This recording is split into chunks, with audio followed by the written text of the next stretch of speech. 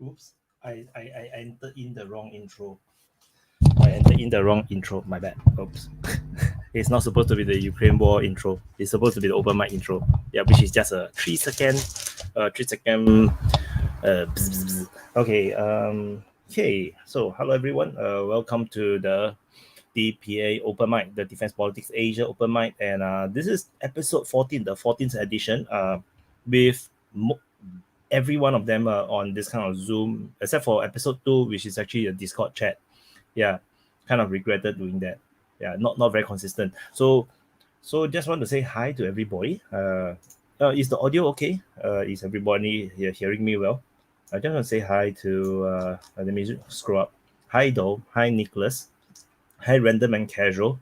Thank you to Random and Casual for this. You it's better to be in the DPA IRL channel. Because if you want to if you want to make sure that you have uninterrupted watching experience, do be on the DPA IRL channel, because the main channel one will stop around maybe 1 to 2 hours time.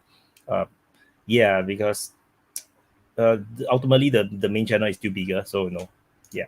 And thank you to no, not thank you. Hello Mary, Mary Ginger. Hello Dream Adventure.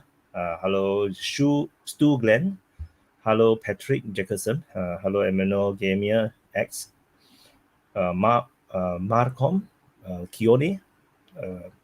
Who else? Oni Martin Jitson. Machin Ikea.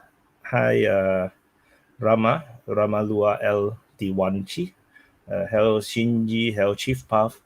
Chief Puff is actually cooking. He needed another 20 minutes, which is like by now is like another 10 minutes. So yeah, I don't think he will miss much. Hello, Boris. Hello, who else? Bluter, Michael, Elvis, uh, NX S6 Music, Brandon, Little Cycle, Drunk Bear, Aki, Robert, Acting Sane, HB, 79, Terra Firma. Oh, what a name. Okay, and who else? Troll, J. Thomas, Gardener, Earth Guy, Kappa, Claus, JKL 1998. So not 1998, 998, Bella, Brandon, I like apples, Chedimir Putin, Subs, Renuka, Upasane, who else? Max, Elvis, Luke, Freedom for Goldfish. From Canada, no. Yeah, goldfish need some freedom. Guilty. I have one fruit. I have one goldfish in my aquarium. The Nascent Light. I can't read this name. Kitoko. I don't know. Troll, Horn, Sender. Wow, there's a lot. World Crisis, World War III, Intel. Hi Lin. Hi Craig. Hi Zukavach. Goran, Dawn, Charles, Kim Jones, Nicholas, Brian. Yeah, I think I hided everybody. So okay. So now, first thing first, those are the main channel. If you want to join, the invite link will be on the DPA IRL channel's pin chat, and I haven't pinned it up yet. I gotta pin it up now. Yeah, so let's not waste time. Where is the invite link? Okay, to join open mic, the invite link. So I'm gonna drop this. Where is the channel? Here.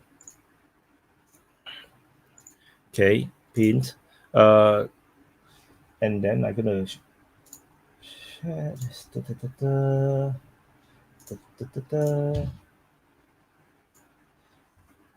Okay, so the just some housekeeping. You need to have a webcam. You need to show your face. You need a earpiece.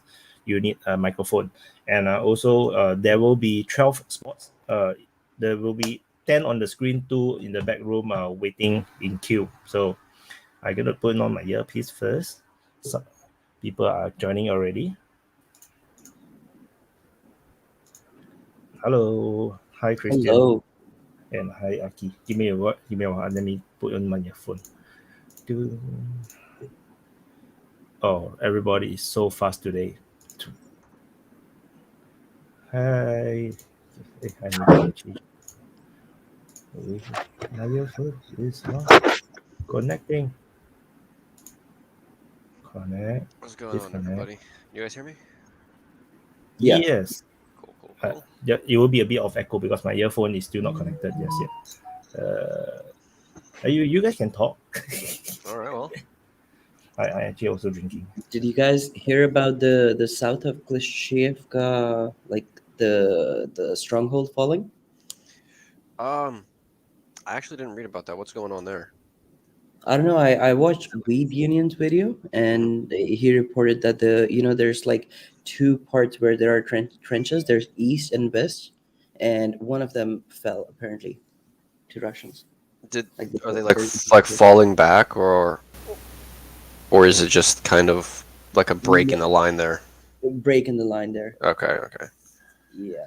There's a lot to talk about today, though. Everything from like what we got. We got Soledar, we got Bakhmut, we've got weapon shipments to Ukraine, we've got stuff in Brazil. Do you guys hear about what's going on in Brazil? Yeah. Mm-hmm. Got stuff in Brazil going on. Wyatt, your audio is not working. I forgot to unmute myself. Hello, acting sane say, hello Wyatt, do Ukraine Russia release casualty figures for individual battles? Oh, no, they don't. Yeah, they don't. They do release the casualty numbers for the opposite side. So if you want to believe what they say, I don't believe what they say. So, well, if you want examples of that, look at what the DPR said about casualties in Soledar. The DPR said that there were 25,000 casualties on the Ukrainian side in the DPR alone, in Soledar alone. the Russians say only not much, right? The number of deaths. I forgot what the number I reported. I don't think there's any way you're going to know until a long time in the future, realistically. Yeah, and it really depends on how they die. If they die with a big explosion, then they just disintegrate. Then you can never count the corpse, right? Yeah. So, just sorry, Alan. Just now you were saying halfway, like a lot of things happened, and about Brazil, I actually not sure what happened. Actually, it's kind of like just appear out of the blue. Right. It is actually very, very similar to what happened in the United States on January 6th. It was weirdly similar to what happened there. In Brazil, they had that storming of their government centers. Like I said, Soledar. Like, we got drama in the United States government with changing of their speakers of the House and all that. Like McCarthy, all that, and all the drama with them. That is so fascinating to me. I love it, actually. Yeah. Because it's not going to change anything, right? Do you guys hear me? Yes, Okay. yes, Christian. Yeah. Hi, Dan. What about when I have headphones on? I didn't hear you earlier. It's much better. Oh, I didn't hear him earlier. I will be without headphones. Okay. Because when he had them on, I couldn't hear him. Yeah. What's up, Dan? Dan is like, hang.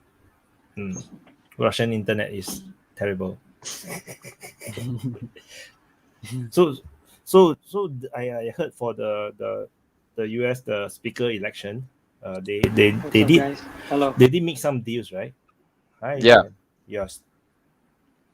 Any idea what kind of deals that they make?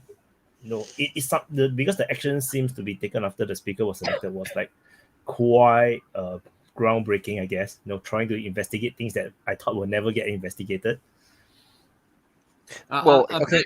Here's the question: will it, even if it does get investigated, will it affect anything? Will it actually have begin effectual change in the United States? Yeah. Christian. I saw that apparently these guys requested term limits. They requested a bunch of stuff like that. Through, I guess, or not average Republican.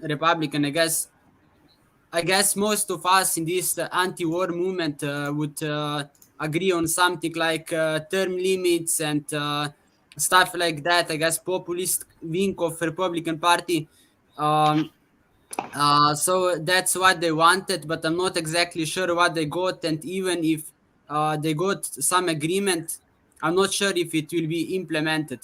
I think that they also requested to lead some committees and oversee certain budgets. So I think they got some stuff and some power within the Republican Party. But it's still just 20. Because I think they're going to cut the budget they're planning to cut the budget for Ukraine, right? I think one of the things that I saw Yeah, the headline. They would never allow that to happen. But Hi, Vaughn. it's questionable how much is the cut gonna be. Is it gonna be 50 billion for Ukraine, and no, it's gonna be 49, or something like that. I don't know. Who knows? That's possible. That's possible. Yeah. I think if anything, there'll probably be a cash cutback, but they'll probably still try to feed equipment in or whatever they can. I don't know. This last round of equipment and then the bullshit about the Apaches is it's mind numbing.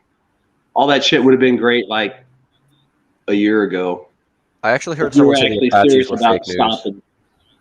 You want to I heard share a bit of what about the Apache? Because I think I only just heard it, Yeah, I've heard it's possibly fake. It's just extra. Yeah, it was on something this morning, and I posted it, and then like within an hour or two, there was another story about how it completely disappeared off the Guardian's channel, and they denied it. So I'd say it's bullshit, but still, that someone obviously thought it and floated it out there.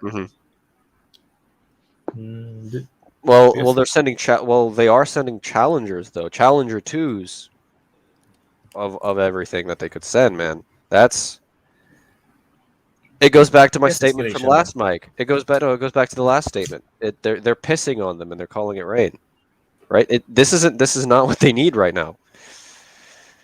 I mean, I set up like a imaginary unit out of the list of equipment, but the first problem is that entire list is not going to come in one piece. So my fantasy unit's already been shot to shit, and you could scale it down. But the ideal deployment for those would have been somewhere on the 23rd of February, not now in January 15th, a year later. I mean, yeah, you can send them in, but everyone's going to know where they're at. They're going to be the prime target. Whereas, before you could have had them sitting in. I mean, look at all the woods up around there, all the roads back in there, all the little trails. Them guys could have been sitting up in there with those 105 Frenchies. The Bradleys, popped off a few shots, killed some shit, took off down the road to the next tree line, popped some shit, took off. All you got to do is stop the front of the column and you stop them. Yep. Now they'll try to do the same thing now, but on a way smaller scale, and the whole time everything that comes in is going to be probably repeatedly sighted by spies on the ground, so they'll know where it's at. Well, okay. What if we ask the question of who's going to operate them? I mean, honestly, with my idea, the only way it works is if you have crews trained to the NATO standard, which means you'd have to use mercenaries because there's no Ukrainians trained to standard right now to pull it off. You'd have to have guys that were already used to operating them systems, probably guys that maybe even deployed in them, so that you could have guys that could basically think on the fly, adapt on the fly. They're used to the systems, whereas these guys are just, here's a new tank, here's how it works. They'll kind of have some ideas about like I said, it's just the wrong equipment at the wrong time with the wrong dudes. I mean, if you wanted to work it now, you definitely have to have mercenaries in it because they're the only ones that could just drop in and use it the way it was meant to be for the few minutes they could before they got calibrated. But I mean, like I said, it's just a waste of time at this point. I mean, yeah, they might pop a few Russian tanks here and there, but then everyone's going to, there's the Leopard, let's go get it. And yeah, I mean, you think Wagner won't offer a trophy prize for the first guy that bags the Leopard? I heard that Ukraine really lacks tanks. No, I'm not a military person, but as far as I know, tanks are meant for offensive operations mostly, right? So I guess, yeah, go ahead. Oh, you could use them in the defense, but the problem, like I said, now at the point, it's like everything they do is a reaction. So it's not like they're sitting in the defense somewhere with a platoon of leopards in the woods, and here comes the Russians down the road or through the field, and all of a sudden they start getting lit up, and then those guys drop back and take off because obviously 4 tanks isn't going to outgun a battalion of tanks or something. But the time for that's gone. I mean, they could probably still do it here and there, but like I said, once those things show up, they're going to be the prime target. I mean, if a Bradley or a Leopard popped up in my sector, that would be the only thing I would focus on the rest of the day, unless there was something else that came up that I had to. But it would be like, it's over there somewhere. Let's go find it. Let's go get it, because that's going to be a problem. Because it's going to have better sights, so they could use it. It might even have a decent radio if they have somebody on the other end talking to them. But my opinion is it's all equipment that's too late. It's not going to change anything other than some guys will get to operate some cool shit for a little while before it gets destroyed or breaks down. No, that's actually something really big. It's probably going to break down before it gets destroyed. I'm not sure what's the plan of Ukraine. Like, what is their plan? Because you want to have some kind of plan. How are you gonna win? What is a victory for you? But I mean, it's pretty obvious they are not gonna win. And what is the end goal? You have to have some kind of goal, you know. You can't just continue going for the sake of going.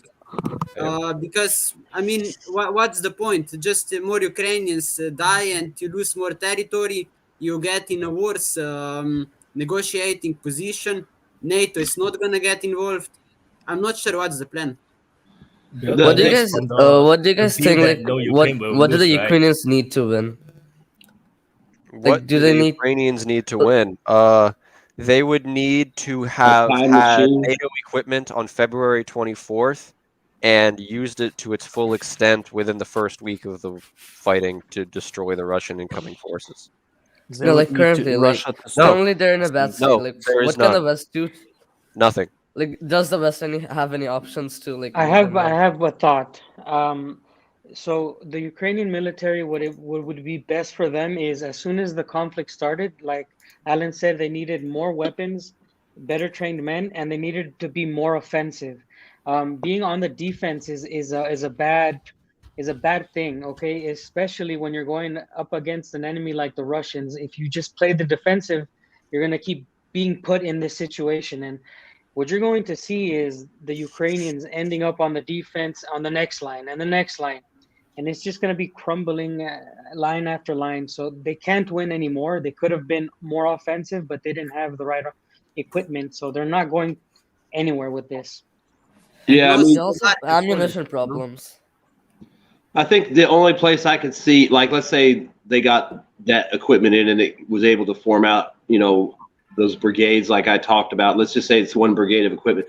The only place one of those type of units would still be useful in Ukraine at this point would be somewhere along the northern border where Russia hasn't crossed yet, and they might have a chance to use them there. But then again, you got all this prime equipment sitting on the northern border that could be using somewhere else, even if it is piecemeal. So, I mean, it's kind of fucked up because they're probably here and they're getting all this shit. And then in reality, they're not going to get, I wouldn't be surprised if they get enough stuff to scrape together a battalion. And then when I say a battalion, I mean like 40 or 50 vehicles combined. So the people in Ukraine are getting sold a line of bullshit. The troops probably getting fed a line of bullshit. The media here is feeding everybody a line of bullshit. I mean, literally, the only way that would work maybe is if every single piece of equipment was dropped in with a train crew right now, and they could put it together and go put it up north or maybe somewhere around Kharkiv to deter the Russians. But that's not going to happen. They're going to get, 3 leopards of Bradley and a partridge in a pear tree and then go send it off on some fucking offensive. And then they'll send the next batch and the next batch. My thought is that it's a bit worrisome because like every time they try to gather a force together in the same place, usually you need to put a battalion together, right? Yeah. You get bombarded because you are so obvious, especially you're near the front. And if you are in the rear, it's pointless because you're still hundreds of kilometers away. So by the time you roll over, you will still get spotted. If you gather at a train station, you get bombarded, you get missile strike. If there is spies or maybe just nice the Russian satellite was overhead, I'm not sure how effective is the Russians are in detecting all these battalions. No, because if you cannot gather them together, you cannot do a push. It's not going to be able to. You'll be like just scattered. Then your push will be like half-hearted. Like what we're seeing. We 2 tanks, maybe 3 infantry fighting vehicles, and that's an attack. And which is why you saw on the Russian Defense Ministry's report, they never report Ukrainian offensive. They only report Ukrainian DRGs. But then when you look at the equipment they destroyed, they talk about tanks, they talk about maybe armored vehicles. It's like 3 armored vehicles. Then what kind of DRG is a 3 with operates with armored vehicles? So I think those are attacks, but they just cannot gather enough heavy equipment at one spot to make a push. But that's my opinion. What do you guys think? Yeah, I mean they really need that to be a fist that they can deploy, and it's just. I mean, even if everything was to magically show up in one place in Poland and then they could get it all together and drive in, they still got to drive there. It should have been there before the war started if they were serious about defending Ukraine, but they obviously weren't. They thought they could get it on the cheap too, probably. I have a question regarding the training of NATO troops, because people talk about they need to train them for the Leopard tanks, for example, right? But they're training German, Ukrainian troops on German soil. Wouldn't it be possible that they already train them for the Leopard tanks, prepare the propaganda like months in advance, and then when they send the Leopard tanks, they send the trained Ukrainian troops with them? Okay. You get the point. Also with the Marder. I mean, for me, it would make sense, like, right? Yeah, Same with the Challenger. It would make sense. And if they did that, what would 15 tanks do? Yeah, I mean, this is the quantity is not the problem. I mean, the training. Everyone's talking about the training. I don't think. Other than that, like, they also have more problems, like ammunition. Well, it's not just ammunition; it's logistics. It's everything. It's gas. Yeah, that day food, I read this article. Did you guys read that interview by The Economist? The Zaluzny interview. Like, basically, he asked the British Defense Ministry for the shells they need to outperform Russia's artillery superiority, and they were like, we will lose Europe if you fire that many shells. Like, it's that bad. Like, I can send you the article right now. I'm reading it right now. You can drop it in the chat. English is not also help to share to both sides. You can drop it in the private chat, and then I help you share to both sides. I have been thinking about one thing, and I've mentioned it a few times, is that I believe that Russia is, and if you see it as a chess match, it's looking for the end game. I believe that 3 to 4 major battles will dictate the rest of the war. Battles where Ukraine commits a lot of men and loses from 10 to 15,000 men. It's insane. It's truly an end game for me. I can see the Ukrainians giving up by the end of 2024 with 3 to 4 major battles, because it's costing them a lot of lives, and their civilians are going to suffer. They're going to start seeing more casualties. They're going to break at home.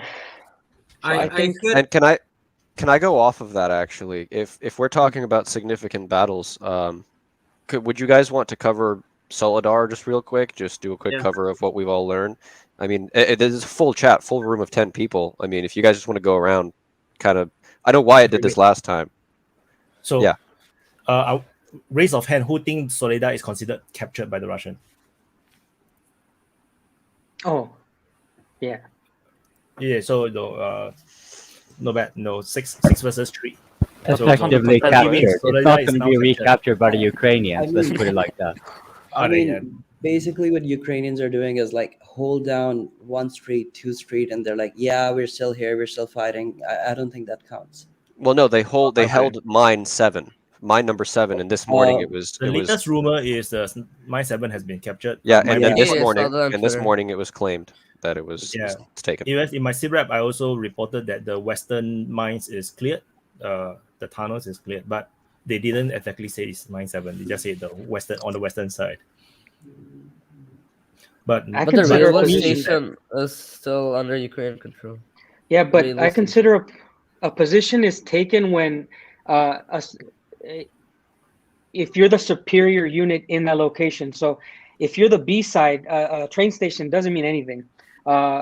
Holding a position means you are the superior force within what you consider Solidar. So Well, the a train operational station, area. yeah, operation area. So to me, a train station means nothing. They could rot in there if they want. They're not going to get supplies in that train station because there's no chance. My understanding is the Wagners or whatever force is there. Somebody has possession of like they called it the wagon yard of the train station, which I assume is where all the cars are parked, or the vehicle, or the train trucks are, cars are parked. So I mean, they're obviously on the property, and they're obviously on the tracks. So the guys are obviously, I guess, held up in the train station or whatever administrative buildings there, and which means they know where they're at, so they'll just surround them and kill them, or they'll surrender or leave. I have a question about the Wagner troop status. There was like drama recently that the Wagners were mentioned by the Russian defense ministry. I don't get the drama. Like, for me, it's like Russian troops is Russian troops. I mean, if it's mercenaries, it's mercenaries, right? So Russian operations, right? When they send the Wagner group, it's like the Americans send the Delta Force. They will never admit that it exists. They will never admit that they operated there until something screws up. So on this, but this one is a bit on the opposite side. The Wagner has put out so much footages, videos, and Prigozhin, the leader of the Wagner, he himself is in the mine and take photos, and it becomes so obvious to the point where the Russian people cannot understand why Wagner private military contractors is not mentioned in the report. They only mention the airborne troops operating on the north and the south flank, and this creates a lot of anger, because for the Russians now are very, very, very nationalistic now. They just love anyone who is fighting very well in Ukraine, and this is something that I think the Russian government is not reading correctly. So they try not to talk about them, but then the footage is everywhere. So and then they got questioned by the media, and basically every single Russian source that I read is pissed off, and they also read the article. They also read the report by the Russian Defense Ministry a bit wrongly, because the Russian Defense Ministry was very tactical. They very tactful. They say that it's Russian forces. They especially put a bracket around the forces. It's a plural word. To emphasize that there's actually a lot of forces, in this operation, but somehow they are unable to keep them quiet, keep the population quiet, and I think this also shows to how much popular support there is for this war in Russia. Because if not, people would not have noticed. People would not have make so much noise to the point where the media will actually ask the government. And supposedly this government is supposed to be dictatorship, authoritarian, right? How can there be free media? I don't understand. But free media. That brings on a question that I wanted to ask Toby and a few others, but maybe someone here could answer it. And this is exactly what Wyatt mentioned here. Arbitration. What abilities do Putin have to actually arbitrate? You can make an executive order like a president, but that doesn't make you a dictator. So where is Putin in all this? Like how much power does he actually has? Anyone know? How much of a dictator can he be if he wanted to? I guess that's what I'm asking. Well, Dan who can answer, right? Dan. It just depends on who goes along with him. I mean, if he has the military and the intelligence, or whatever you want to call it, the bureaucratic wing, then he could probably do whatever he wants. I mean, it just, right. I guess. I was thinking more like according to Russian law, because a dictator would kind of be going by being the law himself, so to speak. Yeah. So it was like, what are the limitations? Like you can be a leader and break the law, but that still doesn't necessarily make you a dictator, Yeah, right? Right, because our leaders do break the law quite frequently. We have issues here on the European Commission as well, which I think at this point, our leaders break the law more than they actually legislate. I think. Well, maybe Dan could tell us, because Dan's there. Yeah, I don't know. From what I've seen, like I said, I was in Russia since April 2022, and small things like Putin in my part of the country, he said the gas stations aren't allowed to raise the prices. And when he said that nothing could rise or go down, up, and it had to be very stable. He made rules for gas. He made rules for pensioners, like people who needed money. So like he was just pumping out legislation to make it easier on the public or civilians in Russia. So Right. I So, saw kind of like a fluidity. so would that be kind of the equivalent of an executive order? Is that what he Yeah, did I with the think price? so. Right. Okay. Yeah, I think so. But I myself, as an American, I didn't view it as a dictatorship. I saw, you know what, I saw it as a good leader, kind of facilitating things for his people. I don't know, some people might see it differently, but being an American, I wish our president would be like, Putin- hey, it's hard times. But that actually then brings on, because what if Putin is replaced? Let's say it is Kadyrov and so forth. Like, how far can that person go with the Russian version of executive orders and so forth? Like Dude, it's Wyatt so fast. said though, like Wyatt said, the conflict is very popular. And I feel that if Putin was not president and someone else was president and they try to change things very radically, the Russian people would fucking step up really fast. Well, Very they have fast. before, haven't they? Yeah, Earlier in during this the Soviet conflict. Union, there's Yeah. a coup, Yeah. right? There's a attempted coup, and then some of these generals that is now in the top rank was one of those officers that is at Moscow. Stopping it. Surovikin was part of it, was he not? Yes, he there's rumors saying that he actually wanted to shoot some of these protesters or something. But then he was stopped. But there was some rumors, I don't know. They So, stopped he's him being and they known as the promoted him. hardcore. Yeah. So that's a very cool thing also, right? Because he got he able to control himself. So he's like, wow, this guy is good. He can control himself. And Putin Yeah. does have huge amount of support from Russian population, so he probably could do a lot of things, right? Not anything, but Dude, he's got support from the Belarusian population. People Yeah. in Belarus love him. I mean, fuck, there's dudes in Haiti waving Russian flags Yeah. because they know who's going to help them. I mean, they Okay, know let me who's throw- fucked them let me over throw for out the the last wild card 200 here. years, and they know who hasn't fucked them over. It might not be like they think they're going to help them, but that, like people have said before, Russia doesn't have a colonial history, so a lot of people are a little bit more open-minded And- to a Russian And presence. adding to that, not only do they not have a colonial history, they don't have any modern incentives to operate like the Western world does, because they mostly have all the resources. Yeah. So They of just China need- they and just the need to West, utilize actually it. the natural ally for the global South is, generally speaking, Russia, because they have no incentives to actually screw them over so much. So Yeah, why I mean, it would was Russia want everything- to fight any war? Like, if you have everything, you have all the resources. So why Yeah. would you go to war at all? Like, what is the incentive to do it? Like, and America is That's a a bit good different. question. So it's like you have the resources, but you guys don't want to use it. You don't want to leash other people's resources. Yeah, I mean that's the problem with us. I mean, we got just as much, if not more, resources, but for some reason we're averse to using ours. But we're more than happy to go around the world and use somebody else's and deal with whatever problems that causes, which is stupid. We should be helping Africa develop their resources so we don't have to keep fucking sending food over there. You should No, help we us, should like, be setting up maternity sections here in the United States so families don't have to worry about not being able to raise kids here and being homeless. Well, see, the other thing too, like you hear about We this, have a lot like, of problems, guys. Okay, we don't have to get into American yeah, problems, yeah, please. I don't want to either. Oh, then Yeah, I'll take the I love opportunity this to bring guy. us back to Solidar and a more general question here, because the Russians have a general strategy where they are more or less surrounding, but not entirely encircling. And for those of you who haven't watched the close stream that erupted with among other Vaughn, I think Alan was there too, right?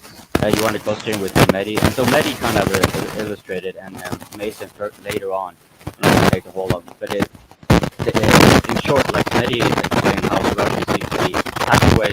You're right. Your microphone. Yeah, you need to buy a new microphone. Again, this one's brand new. Is it the background noise that it's, Yeah, it's died Yeah, now. it's like your cable did not connect properly.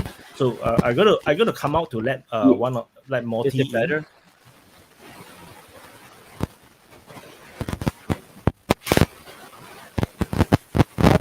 No, it's worse. It's still bad. Yo. Stop pissing off the FSB or SBU. God. But is it so bad? Like it's still background now? It's bad, yeah. It's better. Okay. It's Okay, like so I'm just gonna finish static quick sound. before it. Okay, I'm just gonna try to be quick here. So like Mehdi was explaining how Russian is going to be halfway. Oh, okay. Just I'll type show it my. in. Just type it in. Yeah, if you're okay with it. I'll show myself out. I'll leave some space for someone else who is in the back studio or something. So I'll see you later, folks. See you, man. Oh, I will say this because there's people in the comments saying stuff.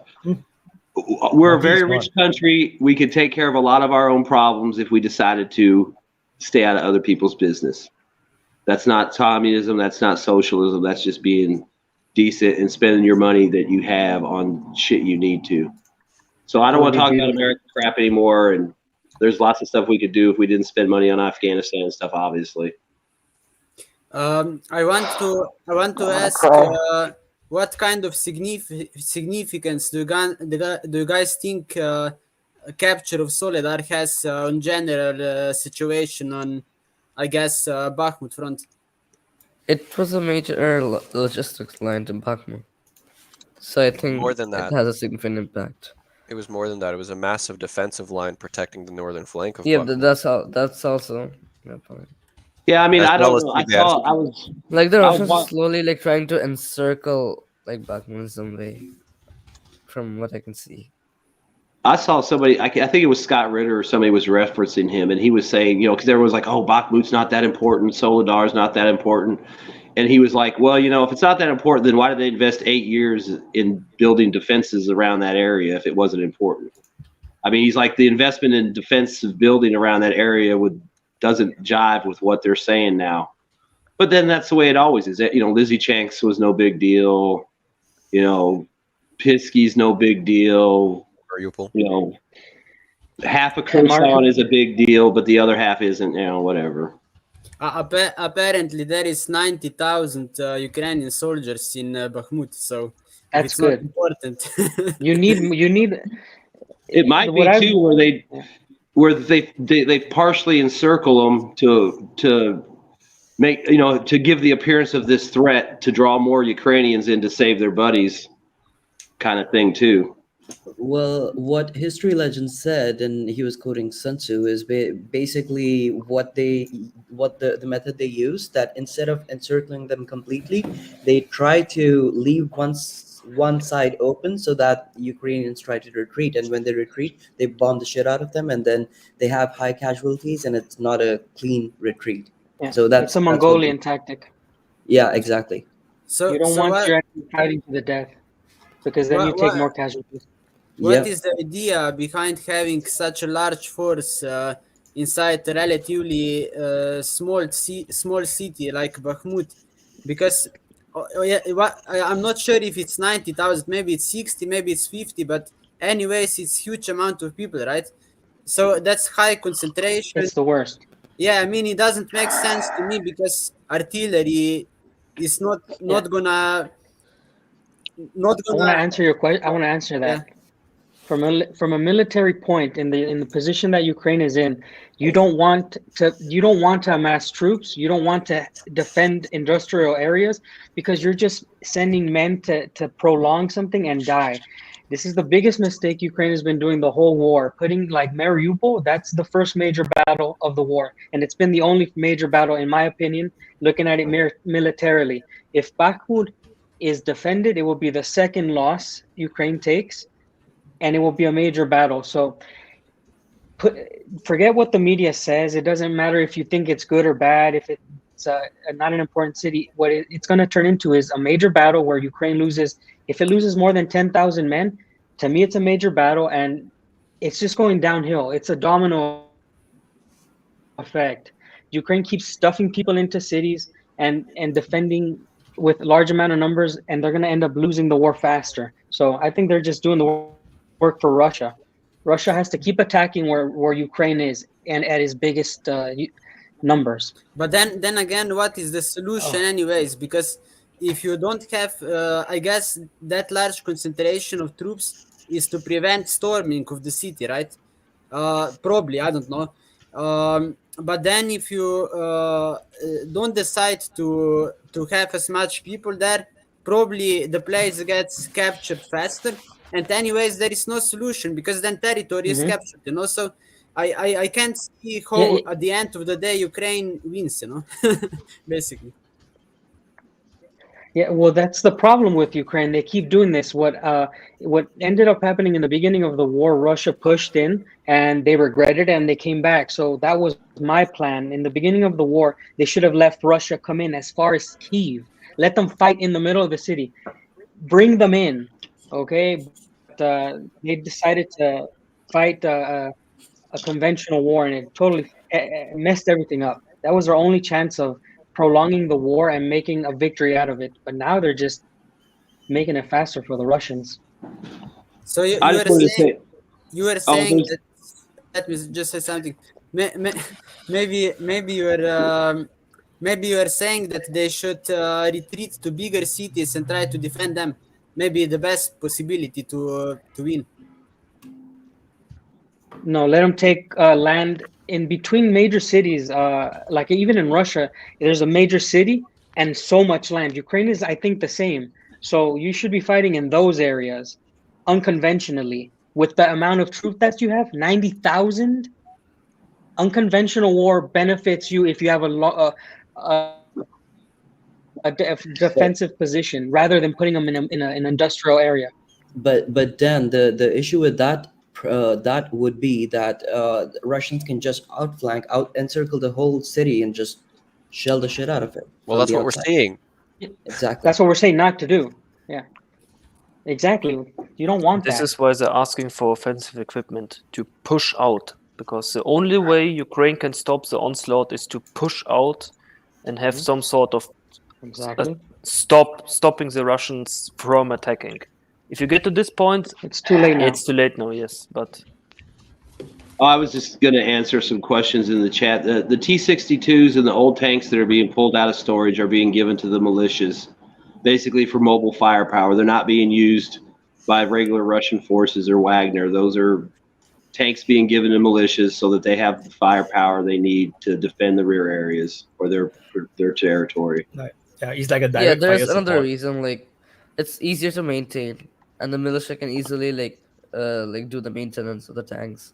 Like if they give them much advanced tanks, it would be much harder to maintain. And you look at the militias are made up of older guys that probably operated most of that equipment, so it makes sense to give it to them.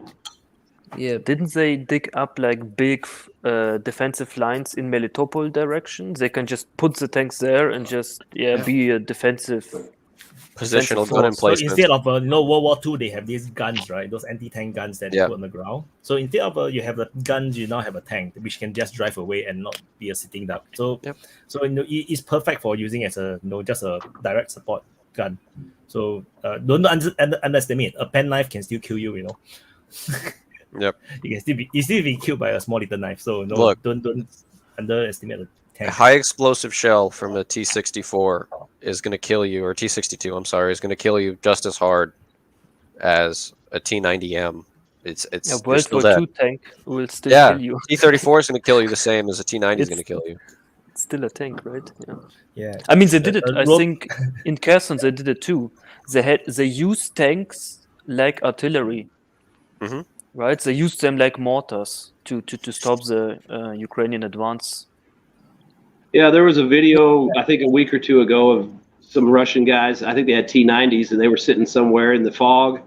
They couldn't see, but they knew where to shoot, so they were just lobbing shells in the direction, and they were glad it was foggy because it was hiding their muzzle flashes, so they didn't have to worry about counter battery fire. And that's all they were doing. They said they could lob them 7 to 12 kilometers away, and they had some they didn't have drones up, but they kind of knew that they're just lobbing them into a ridge line or a city or a village where they know they're at. They're not trying to score a hit. They're just keeping them suppressed. I saw a video. It's perfectly good to use them for that versus when there ain't no tanks around or vehicles to shoot. The same they're doing with helicopters, right? So they use attack helicopters like artillery. They fly like upwards, and then they fire the rockets, and then they turn down for not being shot at. Because it's very dangerous. Direct fire, right? Yeah, they pitch the nose up, fire the rockets. I believe they have something on their site that tells them like a window to aim and fire. Then they fire. Then they know those rockets will go out. Let's say 3 kilometers and land in this area where they're trying to get to. And then they bank off. You see how they bank off hard, dump a bunch of flares, and drop back low because they can't get close enough to just rocket them. But then I've seen other videos where there's no air defense left, and the Su-25s are rolling right in on them and just firing rockets straight at them like they normally would do if they could, not doing the pitch up and fire. But I didn't think that was very effective, and I saw a thermal image of that from another wood line, and it was crazy because you see this launch and you're like, oh, that didn't look like a whole much shit. But then all of a sudden you see all these little hot pinpoints in the thermal. There must have been 30 that or purple 40 video? of them. It's got that purple. It just Yeah, I've peppered seen the that one. whole area. It's like, Jesus. It doesn't look like much, but when you can actually see what's coming down, it seems like it might be pretty effective for the area. It's a good way to tell the entrenched troops there that it's probably time to go. Right? Because you go ahead. What is the advantage of using helicopters as long-range artillery over regular artillery? Just another weapon. Yeah, it's just putting ordnance on a target. You're just dropping shit on them nonstop. I mean, think about it. They get mortared, then they get a break. Then they get artillery, then they get a break. Then they get MRLS, then they get a break. Now they got helicopters shooting rock. I mean, it's just constant pressure. You're never going to get a break. Something's always going to be dropping something on you as soon as you Indirect fire is one of the biggest mental things in a when you're on the ground. Indirect fire is just the worst. So if you could add another weapon to that, Jesus, it's really good. I mean, the whole war is just a giant siege, right? It's realistically, it's just only most of this war planes. is shooting over the horizon and dying. That's all this war has been so far. And drones, small drones. And drones, attacks. yes, and small Also drones. very nasty shit. This war is so deadly, man. Like, I won't subscribe to this. I don't want to go to the Bundeswehr.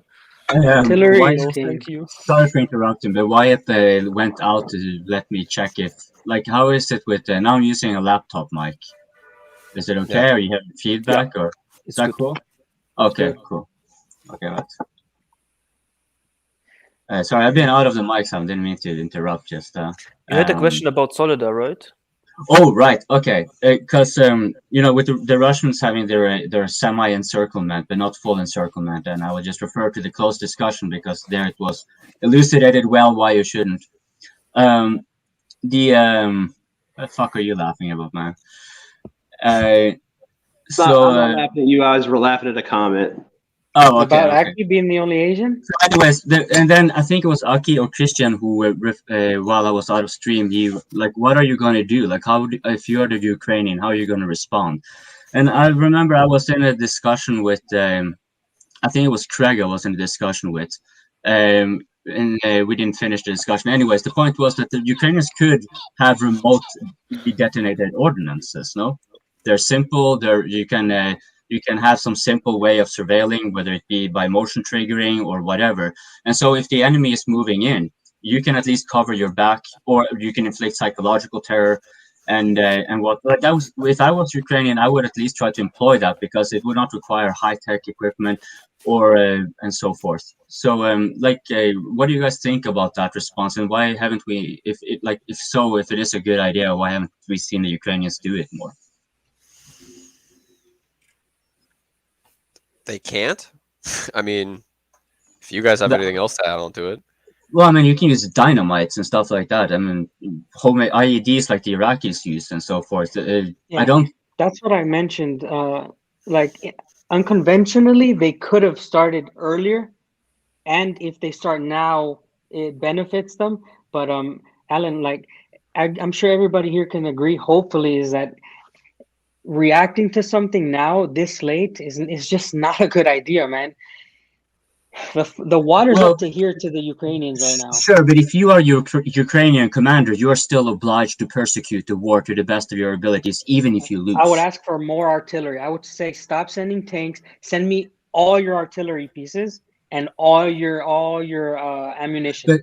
But that would still take time. But sure, but that would still take time and training. And like as an immediate response to, for example, they're losing Soledar, might be losing Bakhmut. How are you going to deter the Russian advance most effectively? And when it comes to remotely detonated ordinances, which can be quite simple, I don't understand why it's not used. Because when you are like at this point, you lack equipment, you're against a superior enemy, and you are clearly losing. The only thing you do is resist, right? Like, well, let me try to understand then, because you're saying to use like IEDs and these kind of ordnance like planted on roads and bridges. Historical context, Minsk, for example, when the Germans took over Minsk, the Russians had left, or the Soviets, I should say, had left behind a whole lot of booby traps where they had predicted that the Germans would host their high command or their troops or storage of weapons and so forth. But here, the Ukrainians don't even have to do that because they can, the Soviets use time detonated devices. Here, the Ukrainians can simply okay, we know they have occupied this building, let it go. Or no, here we checked some of their sappers have discovered a bomb and opened it, at least let it go. So because at least it will take something, right? And this will necessarily force the attacker, in this case the Russians, to slow down. Like they will have to be extra apprehensive. What? Because I understand Russian, they always, if there's interview soldiers and stuff, the soldiers always tell the reporters that the Ukrainians have led a lot of presents for us. For example, you mentioned the booby trap. They did it in Soledar, they did it in Severodonetsk, Mariupol, they demined the whole area and stuff. It is always all around the place. I mean, I hear it all the time. They do it, but the Russians are aware of it and they have countermeasures for it because they had like bombs, like grenades that looks like leaves and stuff like this, and they need to be very careful to not go into the traps. It's a common tactic, and it's widely used by the Ukrainian army. Yeah, but you're talking about that they're employing, and this was my MOS. I worked as an EOD technician, a combat engineer sapper. You're talking in cities. They've employed these things in cities. So they first chose conventional warfare. They fought over certain territories, defensive positions. They basically lost the ability to employ these things because they're very, very effective if you employ them from the beginning in an unconventional way. But since they did it in a conventional way, I don't know how to express myself, but first they chose to make battle, like in Soledar, they got beat and they left things behind. That's not the same as laying IEDs everywhere and going away and not committing to a fight. Does that make sense? Yeah, because my impression from blood is that it's more like a close range cluster bombing is what they have been doing. They haven't really been rigging entire buildings to be leveled as soon as they notice that, okay, here's the Russians, or you can take a road as well. If it's already blasted, you fill it in with explosives and cover over. The enemy may think this was just a temporary repair measure. It sure is. But when the enemy is crossing over, you have a simple camera or something to notice it, and you blow a tank at least. I understand it may not be the silver bullet here, but since I haven't heard much about it, I guess because of my own ignorance. But is it different? But it's not an option anymore. So they cannot not. I think the opportunity for them to practice that on a effective scale has passed too.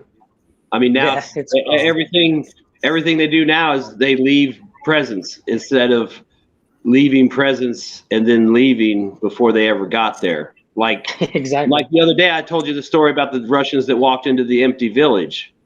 They probably checked for shit anyways, but still, I mean, you can't find everything. You only got to be right once, And Dan probably knows. I mean, you've probably seen all kinds of ways people can rig up stuff, blow up and trick you, and you think you cut the fuse, but really that's the trick fuse. Here's the real one. I mean, I would imagine so many ways.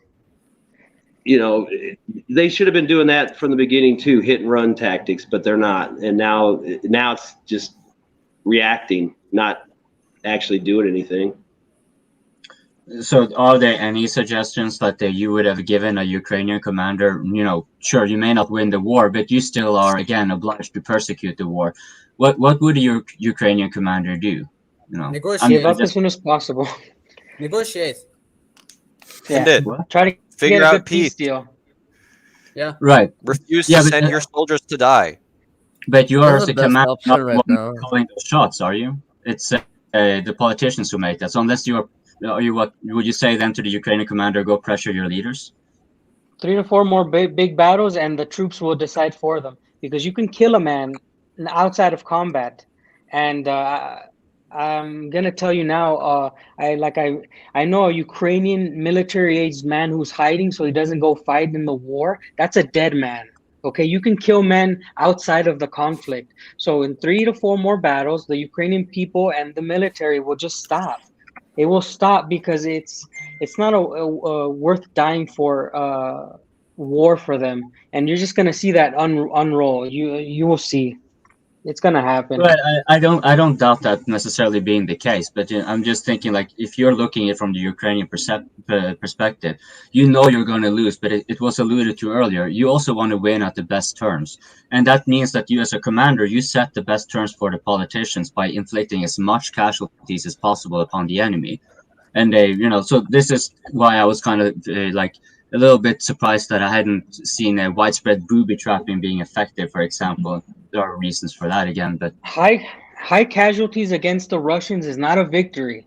Okay, history will tell you it is not a victory. Inflicting high casualties on the Russians is not a victory. It's only a loss to you because at the cost. Okay, so there's just we're hitting a dead end with this.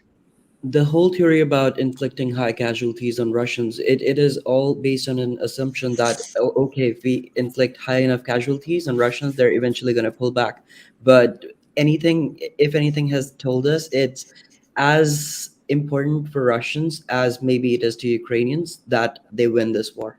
I know for Ukraine it's about existence, but Russia, I'm not disagreeing with anyone here, but that's sort of like at the same time you cannot say that the Russians are immutable and adamant. Like they will be influenced. Like okay, we actually these were actually so tough to beat down. Maybe we can settle for a compromise here. Like this is more that's more the line I'm going for here. Yeah, for sure. Like if you but that's what I'm saying. It's not related to casualties. It's related to the battle losses. If Russians keep losing, let's say they lost Donetsk city, I'm gonna tell you they're gonna face a bunch of backlash back home. That's very, very different. But when it comes to casualties, I think Russians can go on for much longer if they wish to, because they're not really releasing casualties. They could be 100,000 down right now, but what we are exactly. Yeah. We don't really know the KIA numbers, so it's hard to discuss tactics. Well, I don't think KIAs are as much as many of you may think. Like, of course, they are certainly matter. But when you have a guy who has his arm blown off or his leg blown off or something like that, first of all, he is a casualty taken out of battle that will not come back. Moreover, this is a constant reminder for the people back home. Like if the Russians invaded Norway, I would definitely be in for having tactics that do not kill the enemy, but do bring them back home. So they are reminded, hey, maybe you are invited over to drink with us, but don't come in uniform. Like this. So I don't think necessarily KIAs are as much as value as merely being taken out by fairly. It doesn't have to be grotesque. They just have to be obvious. It's unfortunate for the person who is it's debilitated, but maybe dead. The thing about casualties is that also has a lot of discrepancies, because let's say my leg got hurt, not blown off, but my leg got hurt. I go away from the battlefield for a while, then I come back, then maybe I get hurt again, I go away, then I come back. So when you talk about casualties, it includes wounded, and what does a wound really include? It could include, well, I'm talking about permanent casualties, like you can like a KIA, but without actually killing. Yeah, for sure. No, that does count, but yeah. Oh, but speaking of, I can't help it but ask this question, because I was referring to Putin's arbitration powers.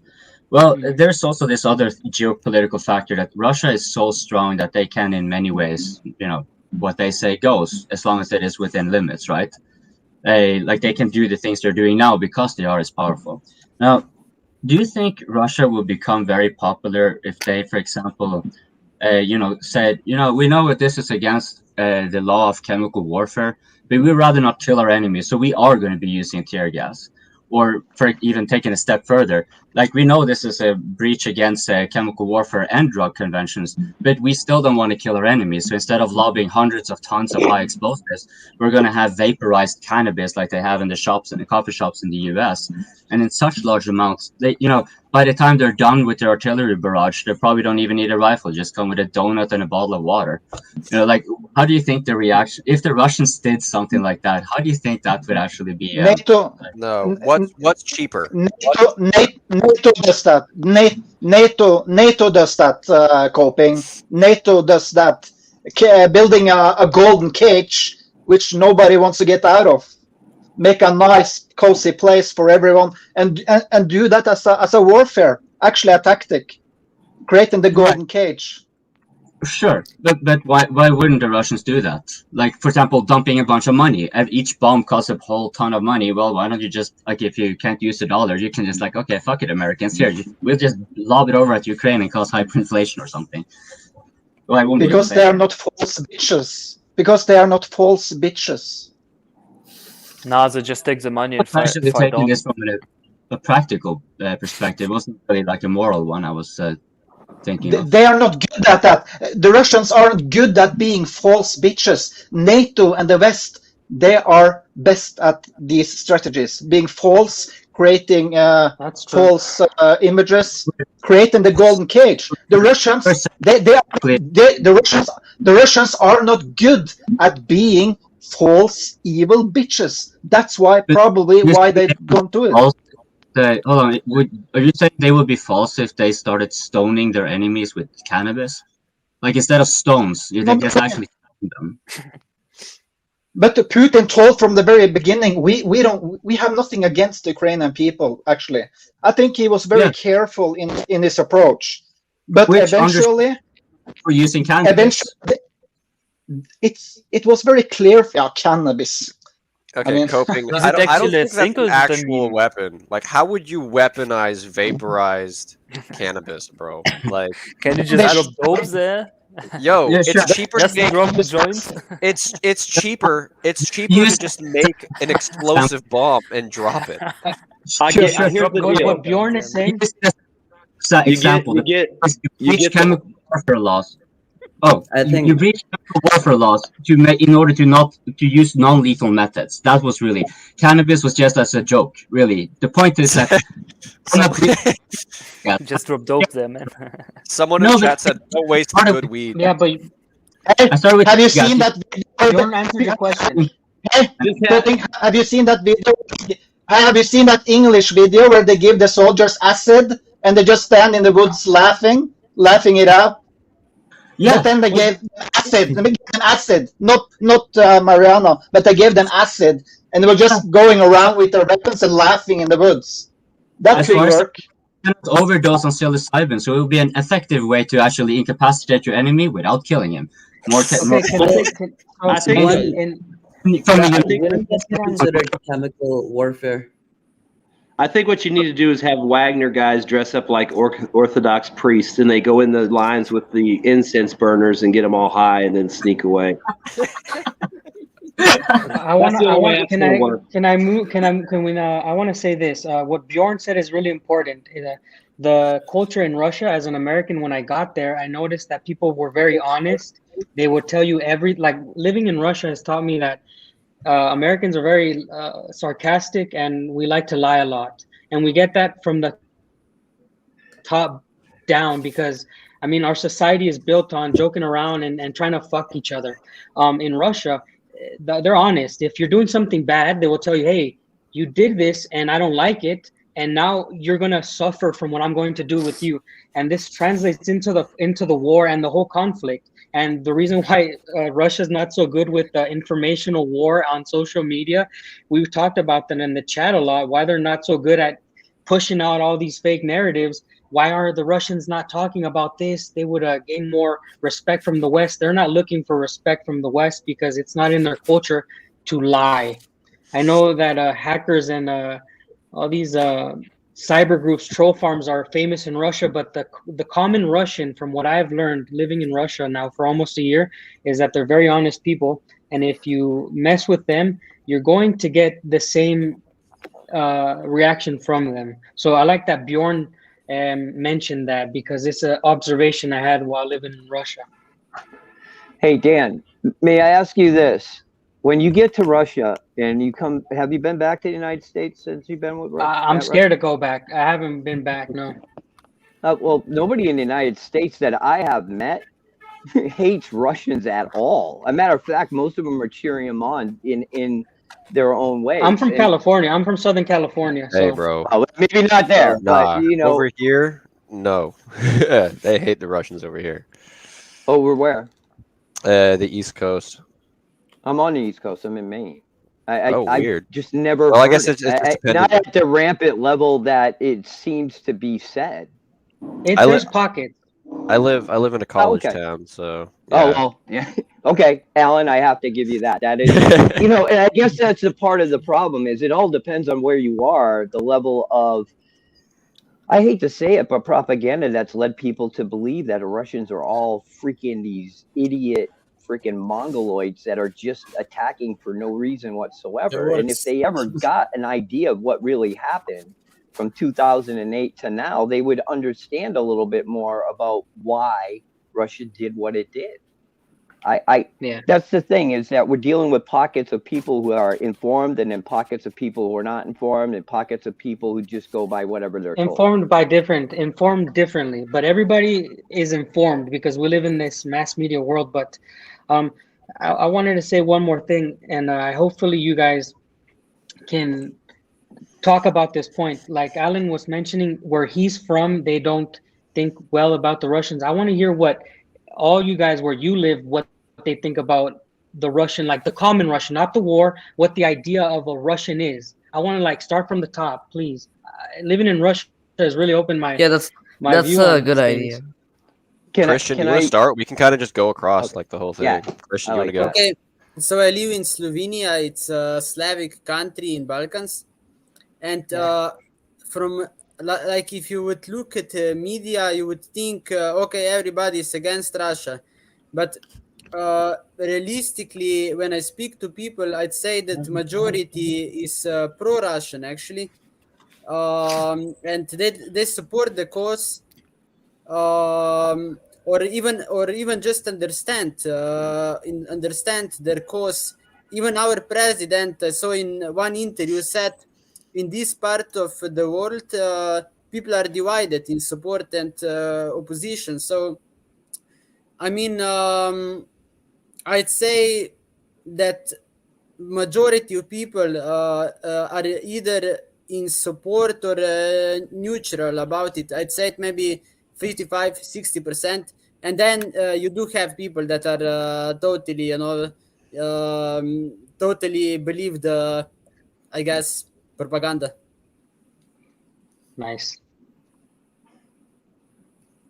We're moving to Aki, is that? Yeah. Oh yeah. Okay. I wasn't sure if I was the second one. Okay. Well, I'm from Canada, and it's the same as Alan's college campus here. Imagine Alan's. Hey! I'm not on the college campus, bro. Okay, university.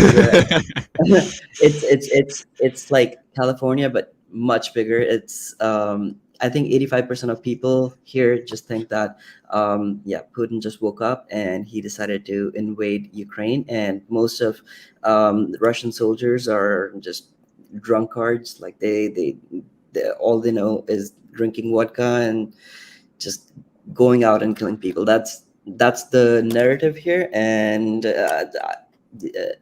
as you guys may know, my wife is Russian, so I'll tell you this, that they're one of the most intellectual people I've ever met. I've lived in Russia for 4 months, and one of the most intelligent people and straightforward people, as Dan was saying.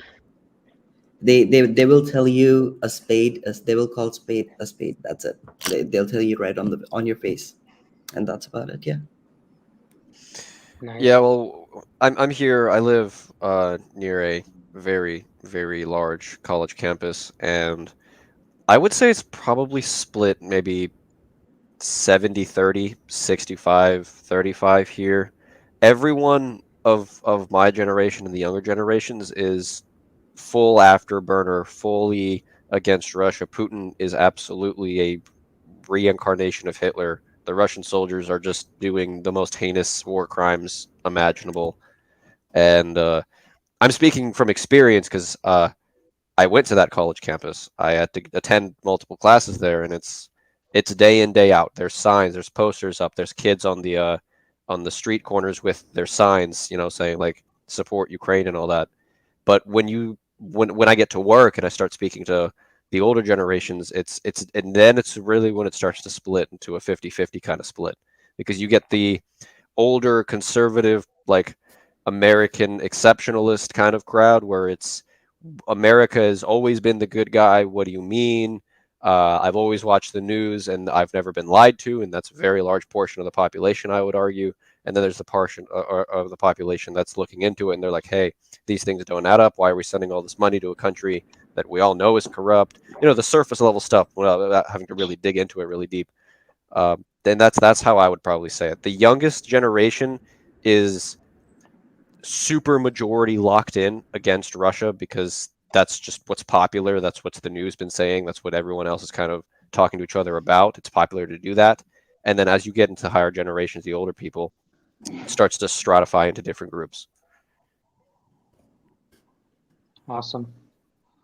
Well, I live in Kentucky, and I'd say, I mean, it's a blue state, or it's a red state, but I live in a blue city. I mean, there's a certain park here in town that has a Ukrainian flag that will have to be dealt with at some point. But I'm in Virginia, by the way, so if someone knows where I can get if someone knows can send me a Z flag autographed by Pernojevic or something, that'd be cool. I'd hang that up in the park for you. But no, I'd say random stuff. I'd say overall the state is probably anti-war, and most of that would do with the financial stuff, the money and the weapons, and the lack of any kind of progress as far as anyone could say, oh, Ukraine's about to win it. But you know, in the circles in the blue parts of the city, you know, like this blue city, Louisville, it's Democrat, so you can guarantee it's probably 70% in favor of the thing. And then, you know, like I said, I would think most people here, they're tired of it. They're tired of endless wars. They're tired of the money going out of the country. You know, there's no benefit here for us. There's an aluminum factory that was, I think, funded by the Russians a few years back, and I think they're having problems now. And I think they just pink slipped 600 people. So that might have something to do with sanctions and all the other stuff. Like, you know, God forbid a Russian ever stepped foot on this property, you're fucking shut down, you know, whatever. I don't know what happened there, but it was a big deal when it happened. You know, it was like, hey, Russia's invested in Kentucky, and you know, and that's when they were talking about maybe putting a nuclear power plant in Kentucky, and we were talking about doing a big deal with India on coal, and then Fukushima happened, and that was the end of all that shit. But yeah, I'd say overall the state is probably anti-war, pro-Ukraine. You know, maybe 50-50, but like I said, I think here it's the financial stuff and just the lack of progress, and people are just tired of it. Plus, you know, it's a red state. We hate Biden. He's a piece of shit. He's an idiot. So anything he's involved in is probably bad. So people here just look at it. You know, if the Democrats support it, it's wrong. If McCarthy supports it, McConnell supports it, it's wrong. You know, I mean, I just made a plaque yesterday for fucking McConnell. So, you know, whatever. He's a piece of shit, but we still take his money. All right, yes. Yeah. Okay. So, do you guys know Bangladesh? The country of Bangladesh. Do you know the country? Like Barbados? Yeah, Bangladesh. Bangladesh. Bangladesh. Yeah. I'm from that country. Basically, the media is like kind of neutral, but most of the people either have no clue about what's going on in Ukraine, or they're just neutral. If you are talking about the people who actually like care about the war, like most of them support Russia, minority supports Ukraine, but most people have no clue about what's going on. Basically, that day I was here. That day, someone said that the prices are going up because of the war in Turkey. Do you think a war is going on in That's Turkey? pretty crazy. So they are having conflict though, but yeah, it's pretty funny. Okay, yeah. So basically, that's a situation, and also a week ago, I went to Saudi Arabia, basically to do Umrah because I'm a Muslim, and there I made friends with two Muslim Russians from Dagestan. Like, here's a picture of them if you can see them. Is it possible to see them? Not really. Like here. No. Oh yes, Can I you see see. them? Yeah, Kind of. Yeah, you see it's there. him and it's his kid, but I don't. So you Let me made just two read. Muslim Russians. Yeah, like we made friends with them. They also gifted us a headscarf. Like, do you know those Arabic headscarves? Those Arabs Yes, yeah. wear on their head like this. Yeah, the one with the Yeah. Yeah, Like me and my friend met like two Muslim Russians there, and they're super friendly. We got their numbers, and they gifted us this headscarf. Like, basically, my friend told me that he had a lot of stereotypes about Russians, like them having no emotions and stuff. Like, yeah, but after meeting those two like friendly Russians from Dagestan, like his all stereotypes got like destroyed. Like, he absolutely loves Russians now. That's a great story, by the way. That's awesome. Yeah, I'll ask him for like his number. I really want to talk to him. Like, I of course want to talk to him about Ukraine because my friend talked to him about Ukraine. He said that like he doesn't care. Basically, he basically said that most of the people in Russia really doesn't care. Like, that's what he said. Like Dan, right? Is that's true, right? Most of the people here in No, Russia like they have they really don't opinions. care. They have Yeah, but opinions, but they're not so open to share them. So when they say they don't care, yeah. it means we're not. Let's just not talk about that. So yeah. Yeah, that was the same with that guy. Like, he was like saying that we don't know what's going Hello. on. We don't want to like talk about it. Overall, like I met with a few Russians like IRL, and I talk with a lot of them like online, and I generally have a really positive view about them. And I already told you about the situation in Bangladesh here, like about the war in Russia and Ukraine. Like, most of the politicians blame the war in Ukraine for the inflation and stuff. Like, whenever the topic of inflation comes and whatever the issue is, the first problem is the war in Ukraine. That's it. That's the first thing they need to say. Like, I read the newspaper every day, and I like at least here see the Ukraine war twice. Like all the politicians like blame the war. Like, basically our country is neutral, but they all blame the war for this, but they don't blame any sides. They just say the war is responsible and there needs to be peace, but no one blames any sides because our country is neutral. And that's what I Awesome. like. It's better to not take any sides for a country like ours. Well, And that what's interesting about Bangladesh is also that Bangladesh freedom movement was very similar to what's happening in Ukraine right now. What happened with East Pakistan and West Pakistan is very similar. What's happening between Donbass and the rest of Ukraine. yeah, I know that. But Bangladesh and Pakistan are Muslim. I think that's the main reason why they're not part of India, right? Yeah. Yeah. Basically, the Yeah. main reason here is because of like language and like culture difference. Like, we are both Pakistan and Bangladesh are Muslim, but our culture and language is completely different. Like, so the country got separated. But let's not get into that. Yeah. Because We're still that's working on the completely other different. question. I'm gonna hop Yeah. off so somebody else can get on for just a sec. That's Later on. completely different. Like, basically, I just, also one thing that Bangladesh and Russia has like really good relationship. Like, the relationship is really good because great. and they're like very friendly. Like, I think Russia also helped us in the 1971 liberation war. I'm pretty Yeah. sure. I'm not sure about that, but I think Yeah. they helped us in some way. So I can tell everybody what basically happened was East Pakistan declared. Oh, sorry, West Pakistan. East Pakistan declared independence, and which is now Bangladesh, and Russia, USSR supported India and Bangladesh in that war, and UK and America supported Pakistan. And so why the relationship between India and Bangladesh with Russia starts from 1971 from then. That's dope. Yeah. That's Martin? crazy. I never knew about that conflict. Yeah.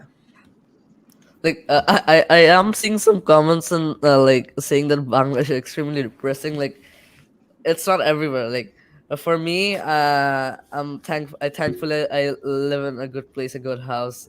Like I don't live in those depressing places.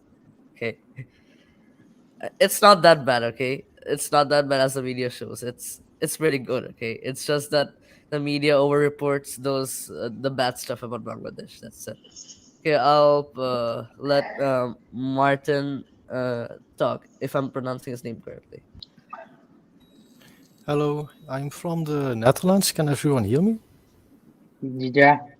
Cool. Yeah. Here people are really tense about the whole Ukraine-Russian situation because they see from 2014 that Russia annexed Crimea, and people here are very tense because many people live here that know family members that died with the Malaysian Airlines on May 17.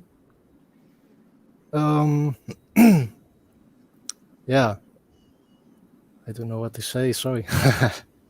So basically, the Netherlands is very heavily on a pro-Ukrainian stance, basically. Yeah, very much. Okay. And I don't hear a lot of talk on this channel about NATO's perspective. It's a lot about Ukraine and Russia. But isn't this conflict an investment by the West? And isn't it an investment that's paying off pretty well by depleting the Russian armed forces? You'd have to. We can talk about that afterward. Yeah, here, I'll write that That's down. a great topic. Yeah, that's a write it really down. good topic. I'll write that down so we can cover it next. We're I almost done, think anyways. now it works the other way around. Russia depletes the NATO stock. Wait, save that, But if you- Georges. Yeah, save that. Not yet. Not yet. We got to finish the other question first. That's a really good one. But if you look at Poland increasing its military size and it's buying the tanks from South Korea, isn't this just giving away technology and buying and upgrading it? So you're not really losing anything. Well, you can bring that point up on when we cover that question. Yeah, I got it written down, so we're good. Cool. Awesome. All right, you can pass it off to Bjorn if you want, Martin.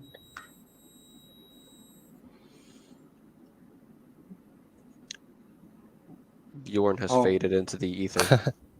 Well, the question is, Georges, if what is the perspective on the Russian people in your country or wherever you're from in your area? What is the main idea of what people have about Russian people? They don't know how to speak English.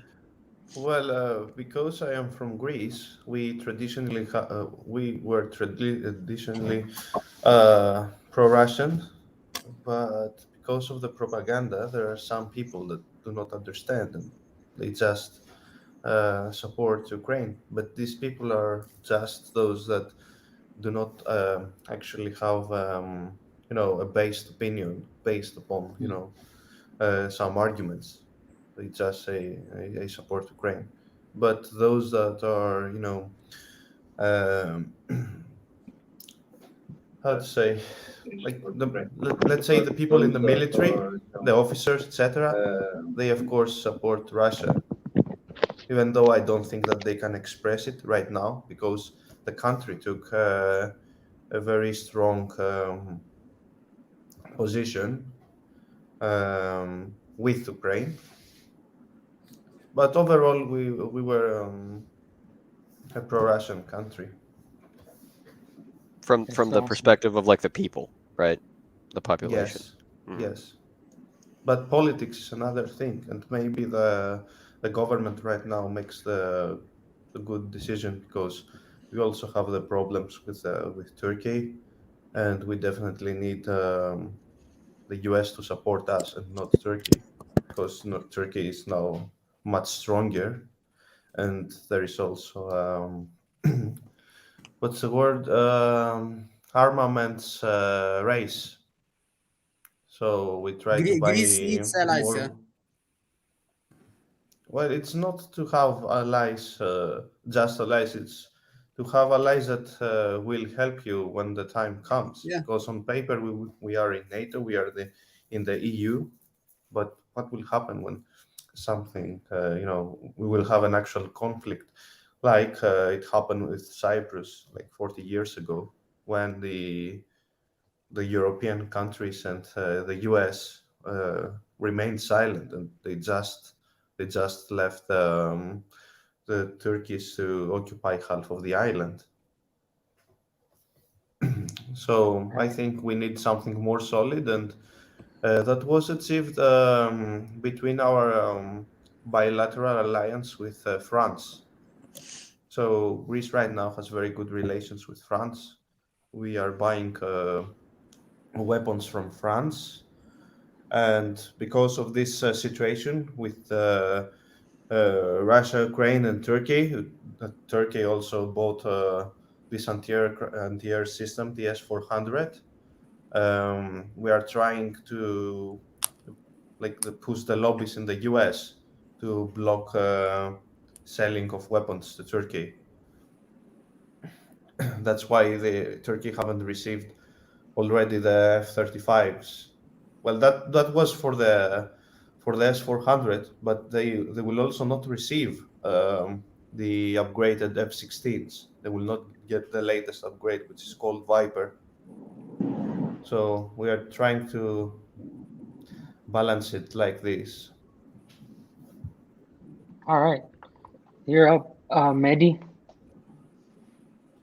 You just have to re-say what you said. Thank you. So I have a different perspective from you guys because I'm probably older than most of you. So you got to remember, I grew up when it was the Soviet Union, and then the collapse of the wall, and then we're at the point where we are now. So at the beginning of my life, those commie bastards is all you heard, and that was all you really understood or cared to understand about Russia. I joined the service, and it sparked my interest. I mean, if you're going to be out there, possibly fighting somebody, you would probably, want to know your enemy more than what you're told. You want to have a realistic idea, I would think. And it's kind of funny because once the Soviet Union fell, then the media was all, it wasn't all Russians. Russians are great. They're great people and stuff. Meanwhile, our own oligarchs are in there, raiding Russia. And as soon as we got what we wanted and Russia decided to stand up to us for messing around in their sphere of influence, now all of a sudden we're back to hate Russia again. And I want to read you something. This was a tweet today that I came across. Can you see me still? I got my screens covered. Yeah, we see you. All right, I want to read this to you. And this is how stupid this has gotten. Okay? This is the tweet. It's absolutely fair for me to wish all Russians and Russia to be wiped off the face of the earth. It's not hate speech. It's not horrible of me. It's just fair. Sounds like a nice guy. Yeah, I saw that tweet today. It's literally nonsense. Like, dude. What? Well, it's not that it's nonsense. It's hypocritical. Yeah, and what it is the propaganda that we've been fed is now we're trying to hate Russians again, and that's the full-on propaganda press. And this is where you got people like this saying this in Twitter and posting it, thinking it's all right, thinking this is just normal to hate Russians. But around me where I live, that's nobody what we're asking. thinks that way. And I think what it is it's a generational thing. No, I think it's kind of a point of it. Okay. Let me tell you guys about the post. Like, it's about like the Russian city hitting an apartment block in Dnieper. Like, basically, do you know Arestovich, Zelensky's advisor? I know the story you guys are talking about. Yeah. He literally said that an air defense missile shot down the missile, and the debris fell down and it exploded in front of the apartment, and the apartment like basically collapsed because of the All right. explosion. Basically, like Soviet apartments basically have like gas pipes in them, so there was a gas explosion, of course. Well, So that's what happened. Basically, I- literally, the Ukrainians themselves admitted that it was their own air defense. So I'd like this- to finish it's my just point horrible. before we move on into that, though. And my point is that you have different generations that look at Russia in different ways. And the generation I am was taught to hate Russia. Then Russia was okay, and now they're back to telling us to hate Russia again. And It's repeating. It's repeating. Right, but there's more to it than that, because you got attitudes that have been changed multiple times now, where people are just literally confused about Russia is, and unless they go read about Russia, its history, and if you're into military stuff, you start paying attention to deep battle doctrine and their operations, and learn from people like Andrei Martinov, and That guy's smart. I got to finish the books. Yeah, I have all three. I love him. I mean, he's a cocky Russian living in the United States who served as a Russian cadre officer. He knows what operations are. He was the one that taught me that I didn't know shit about operations in reality to what I believed I knew. Because sometimes when you serve, you think you get this false idea how everything works, but you only see things from your tactical strategic level. You don't see all the work and calculations that went into the point of getting you there. But getting back to the anti-Russia, I don't see it in the general population around me. It does show up, though, the closer I get to the local college I work at, which is kind of ironic, because if you do live in a highly a college town, you're going to see it more prevalent, that all this anti-Russia stuff and Ukrainian flags flying around. But for the most part, in most of my area, we don't hate Russians, and the people that pay attention, which are the older folks, are starting to wake up and say, "Oh, this is bullshit. Why are we sending my granddaughter and grandson why are we going to get to the possibility where my granddaughter and grandson have to go fight in a war that grandpa trained for?" So you got to understand, us older guys have been able to see it for the scope it is. And you have to understand, it's a different view of it because we train for it. And that's why I think we look at it a little differently, and why we're the ones saying, wait a second, Russia is not as weak as you think it is. Because we had to spend time when, NATO was at its top, and we were training to kill Soviets and stuff, and they're doing the same to us. And we were fed a lot of bullshit, like the 5-to-1, the armor would take out and stuff like that. And it's like, yeah, okay, sure, all right. What if it's 5-to-1 at once? You cannot discount any situation in war. Anything can happen. People die both sides. It's just the way it is. It's all about risk and reward. Is what risk that you put yourself in for the reward you're trying to get. But I'm going on about that. But just understand, it's really complicated in the United States because we've been told to think multiple things about Russia to the point where it's very confused, and nobody's went and just actually read Russian history for themselves, because they would understand the animal they think they're dealing with is not the animal that's in front of them. It's far more dangerous than they give it credit for. And I'll stop there. Maybe it was a plan to confuse all along, All right, so I'm gonna wrap it up for the Americans, and then Cope can go, and then Drew can go, because I'll just wrap it up for us Americans. Okay, in America, we have 50 states in America. We have a lot of generations. We have a lot of different views, and I think that's why Americans are mostly confused, because your culture can have changed your view. Like for me, I'm Mexican American, so we're more conservative, and so my people would kind of look into things and say, you know what, they're trying to F with us because they're always trying to F with us. And so like thoughts change in America. My family has kind of sus views on Russia. They don't know know really much about the Russian culture, but they don't hate it.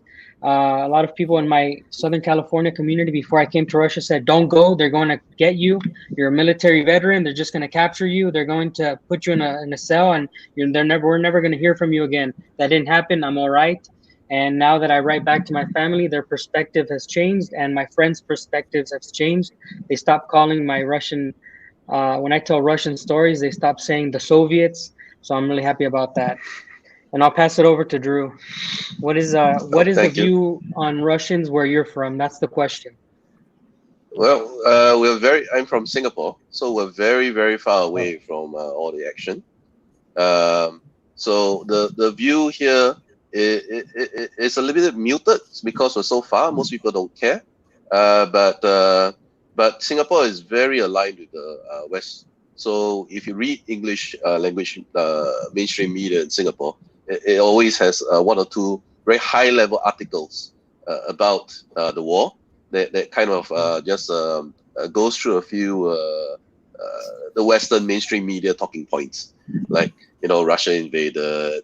It never goes down into why. It never goes down into who's at fault. It just states the facts. But of course, the facts they choose to state are very high level. So there isn't really any big discussion about it. I mean, I just had a gathering a couple of weeks ago with some of my friends, and most of them don't care. Most of them don't even bother about it.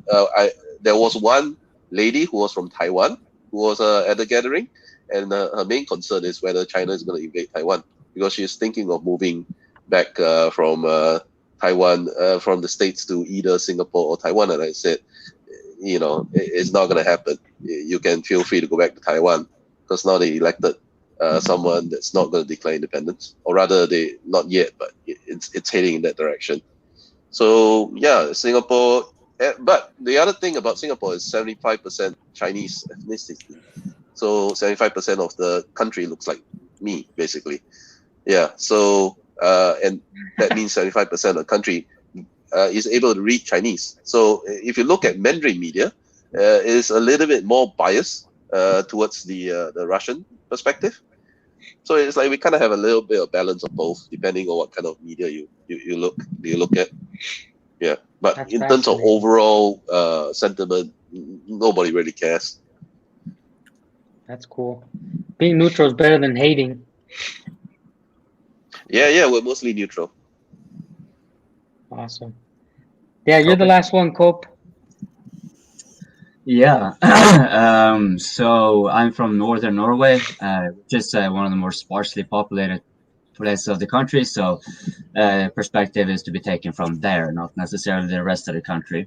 Because we have Björn on, and I suspect he was from the southern part and may have a different opinion. That disclaimer out of the way, it's sort of kind of opposite to what Mehdi said regarding the elderly population are more adamantly pro-Ukrainian, and not only to the point that they support Ukraine, they support their objectives. Like, no, the Ukraine should not give up before they take down Crimea. That is and they, these are people who one could say should know better, but they haven't been directly involved. I guess I don't know what to say. It's actually very perplexing. The older population is generally very staunchly pro-NATO. My generation will be slightly more apathetic, not necessarily pro-NATO or pro-Russian from my perspective. It seems to be more like more people in my generation are noticing that they're using this war as an excuse or a distraction. But it's kind of complicated, so of course a little bit varied view. Ultimately the answer will be what it was from the outset of the war. They're generally pro-NATO. Or at least this is our team. So, but of course you can present to them like, okay, that's NATO, but what does Ukraine have to do with NATO, or for that matter, us, who are the neighbors of Russia? You can have a more nuanced discussion with my generation usually. The younger generation, they tend to be more similar to what Alan mentioned. It's the bad guy really, and but of course the younger people are also somewhat more malleable, because so it's you can talk to them. And you can show them like, okay, but that's what the media says. But haven't they also said this, which you also know was a lie? because they lie so often. You can pick out other lies, and suddenly the illusion is broken, or at least breached a bit. So yeah, that is my general perception of it from Northern Norway. How it works. I think that answered the question. Yeah, that was my question for all you guys, and I really want to say thank you for giving all your input. Thank you. Thank you for asking. And now we have another question right after that, because Martin, you asked this question. It was on the NATO's perspective on the investments into Ukraine, and what I wrote down is invested weapons and weaponization of Ukraine. Does that sound similar to what you asked, or? Yeah, it does. So I guess we'll start with you, Martin. I guess you brought up the question. So what specifically kind of comes up to mind when you think about that?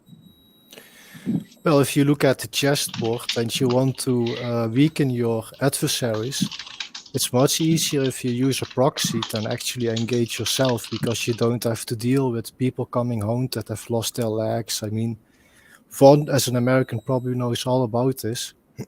PTSD from Iraq. And so I think NATO is just sending all its weapons it can send and replace it with upgraded technology. I can see why. I can see why someone would say that. I'm going to answer Martin right away. I'm going to answer you, Martin, right away. As a war veteran myself from Afghanistan, I would hate to fight the Russian army now, even if we sent all our bad stuff and have been inflicting casualties on the Russians. Right now, in my military opinion, as a war veteran, right now the strongest military in the world is Russia, because they have more active soldiers who are efficient in the most effective way of war, the most conventional war. I am a war veteran of Afghanistan. I can't get in the trenches right now against the Russians at all. Even if they gave me the most technologically advanced weapon, I have no idea how to fight. I'm obsolete. And I fought 3 tours in Afghanistan, and I'm a sergeant of Marines, and I feel incompetent to fight even a militia unit in Russia. And that's just my perspective. I think that obsolete now. Sorry to interrupt you, but I think from NATO's perspective, it's not interesting, because it's not NATO's people losing their lives. It's Ukrainians, it's Slavic people, it's brothers killing each other. That's the truth. So it's more. You think they have more of a cynical outlook on it, right? You mean NATO's involvement with this conflict? I actually use that as a pro-war, as an overtly pro-war argument, because I stopped trying to kind of sense in with people and there's more nuance to it. And but when I noticed when I take an explicitly pro-war stance, and people ask me do you support Ukraine or something, I say no, I support the war, because the war is very good for our oil and gas industry, and it's particularly beneficial for our arms industry. And then I mentioned the corporations that are benefiting, and then it's also good for our retail industry, because they had to increase prices because of inflation, and now they can mask that and increase the prices even more, despite it actually helping us. But that's it's good for our oligarchs, so it's good for I support the war. And then people get quiet, and then it's they start actually recognizing that there are some moral inconsistencies just having your own self-interest. And but how are they going to square that with being on the side of the team, right? They have to suddenly be nuancing this a little bit more.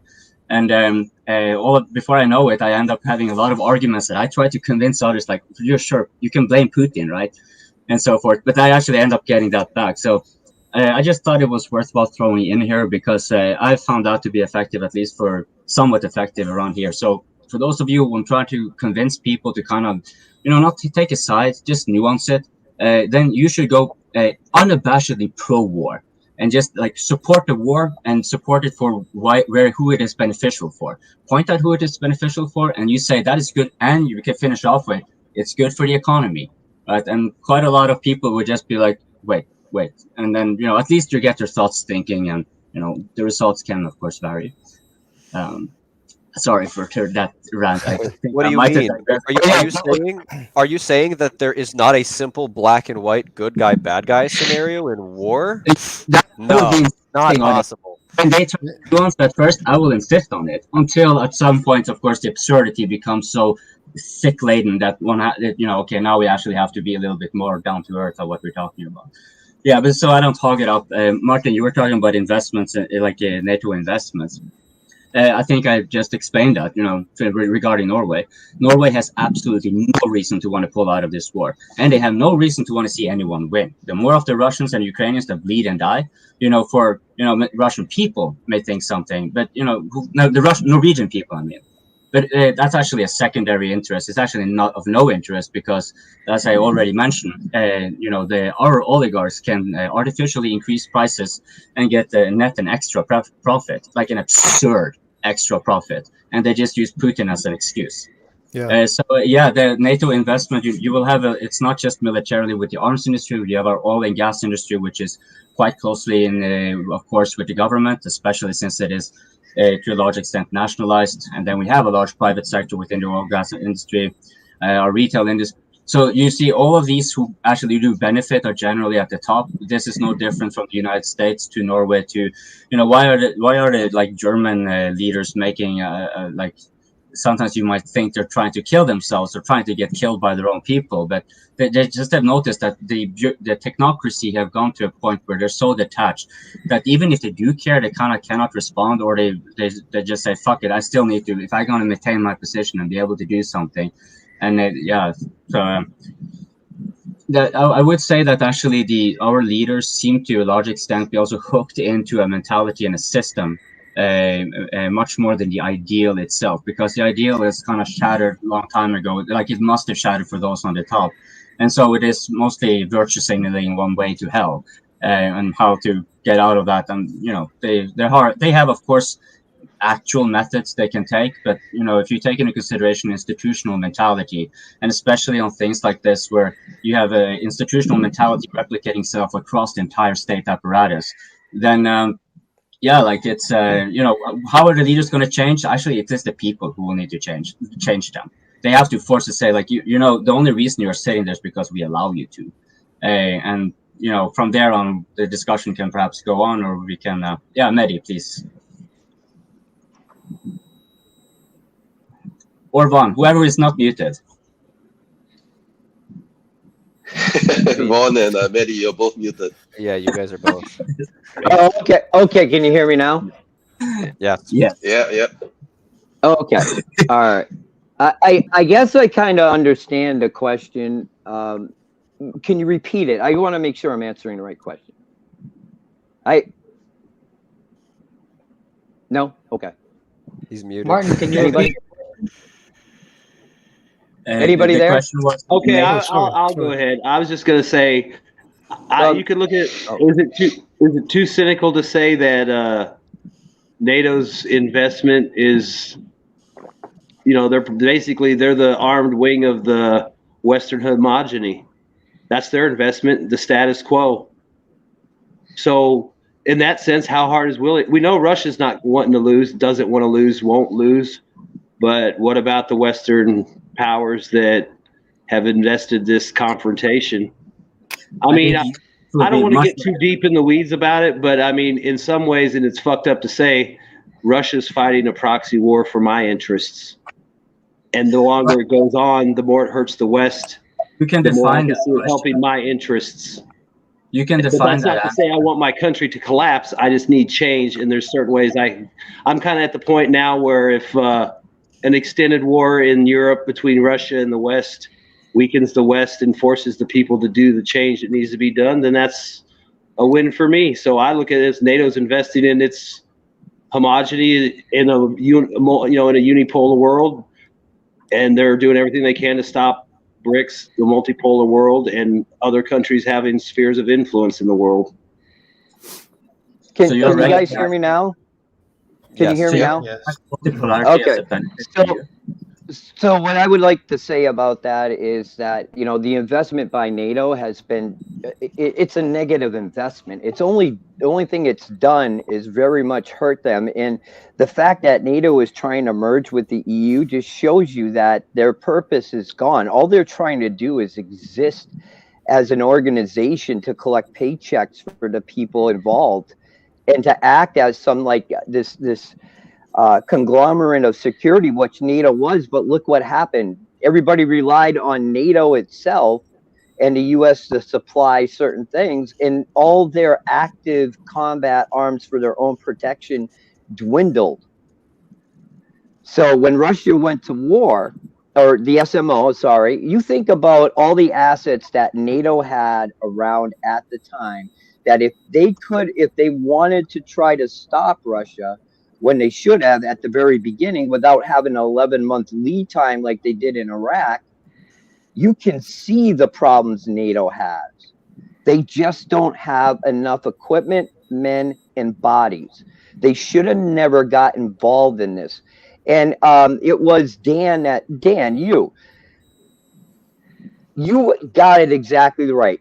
As an American, as somebody that I'll just go, I was reserve tanker, whatever. But if I was put into the type of warfare you had to fight, my MOS doesn't train me to do what you did. Yeah, and there's a reason why.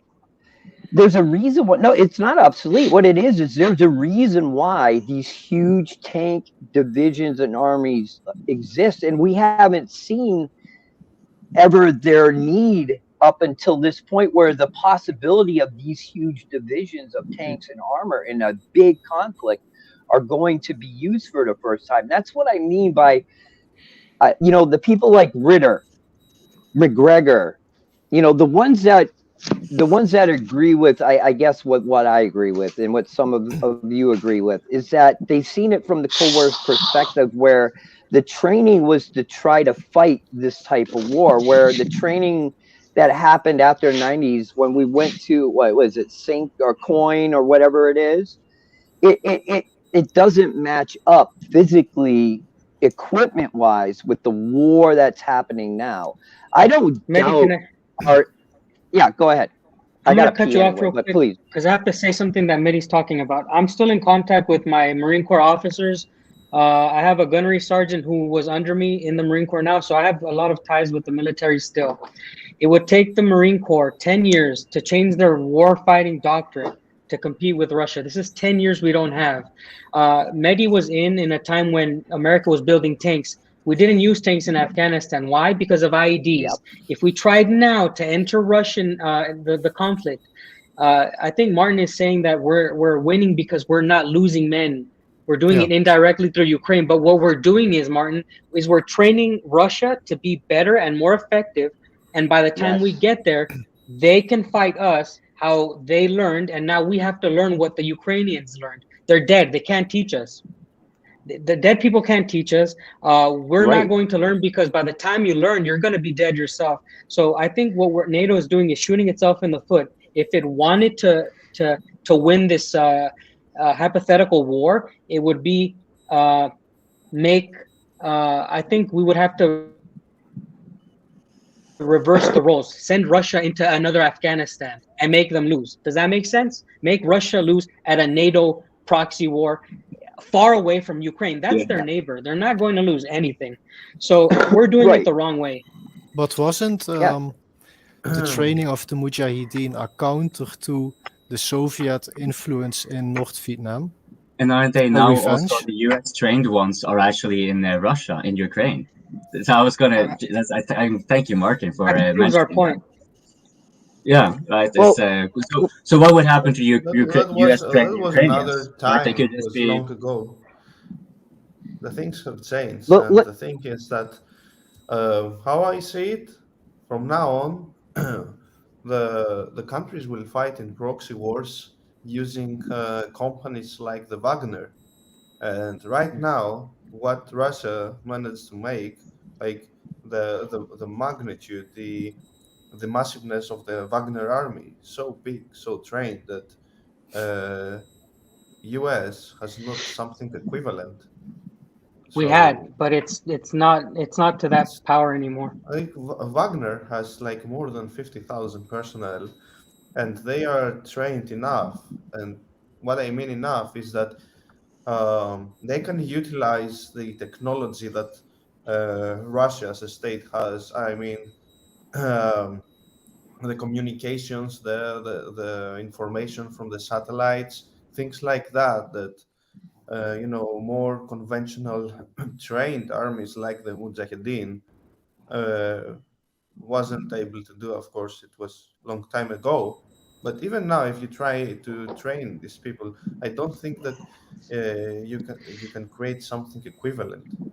So I can imagine like Russia fighting in long distances and US trying to send something to counter the Wagner, but right now they don't have this. So I was just going to say, like Dan was saying, right now the Russians, I mean, think of all the low-level tactical air support time they have. All the time they've got dialing in coordinates to shoot artillery all the time. You know, every tank guy knows what a tank looks like in his thermal imager because he's been looking at enemy tanks for a year. You know, they know the quirks of their systems. They're basic. I mean, that's something NATO can't. There's no way that you can compete because I mean, they're everything they're doing from the guy on the ground in the rear is a real-time mission.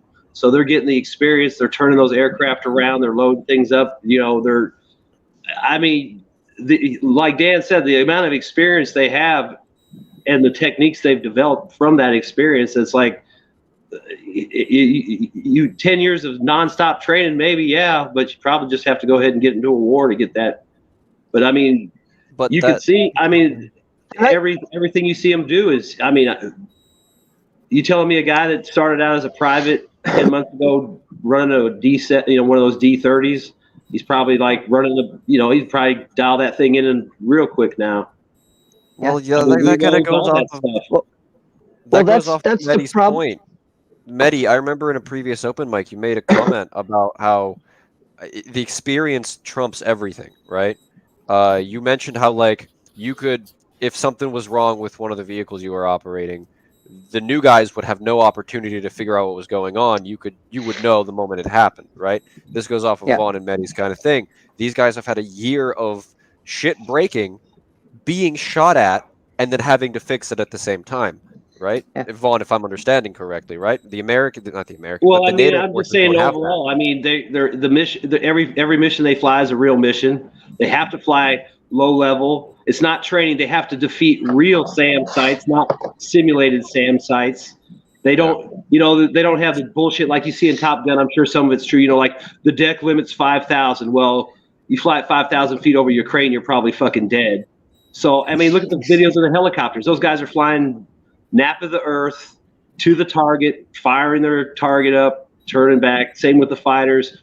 Everything they're doing, like they're not using their tanks and stuff in these big battles, but they're using the tanks in the way they can and the way it works. I mean, you can't beat that real-time live experience. I mean, you can set up training and it can be good, but it's never going to beat learning how to reload your Cornet missile launcher while some guy 1,000 meters away is busting 30 millimeter shells off at your position trying to take you out. And you can reload it now. Maybe in training the standard was 10 seconds. Maybe you're doing it in 5. I mean, you can't. That's the kind of things. All that stuff is going to add up. The regular infantry guy, the prisoner from Wagner. Yeah, when he started out, maybe his reload time was 10 seconds. Now that dude looks like a fucking Spence Nas motherfucker, knocking it out, slapping it in, and I mean, all that shit adds up. Yeah, because he's been doing this shit for a year. Yeah, and he's doing it for real. If he doesn't reload fast, he's dead. If he doesn't get that target dialed in fast enough, he's dead. If he doesn't jink at the right time and drop a flare, he's dead. It's not, oh, you're dead from training, Maverick, go home. You're fucking dead. And the same with the guys on the ground. What do you think is going to happen if you're a technician on the ground, you fuck up and load a bomb wrong and it doesn't drop and the guy gets shot down or it malfunctions because you didn't pull a fucking safety cover off on the runway. Yeah, but I mean, they're doing that shit. I mean, they're doing nonstop operations. That adds up to experience. It's just like U.S. Navy carrier operations. We can run 24 hours a day, 7 days a week in pretty much any weather for months on end. You can't beat that experience. Someday the Chinese might have it, but like right now they don't, and that would be a very bad disadvantage for them. That's called blue water.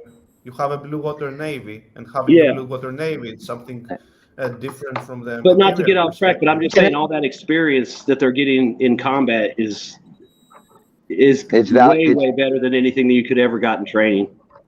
I want to, can I? Vaughn, that's a great point. The one thing I do want to mention, I'm sorry, Drew, I'll let you go. It's going to be quick. When we talk about, Wagner Group, and we all act in the West like, oh my God, it's this rabble of murderers and rapists. Well, first of all, the people of Wagner that came from the prisoner were screened. They weren't just anybody throw your hand up and go. There was limits to the crimes they committed that they would be able to join.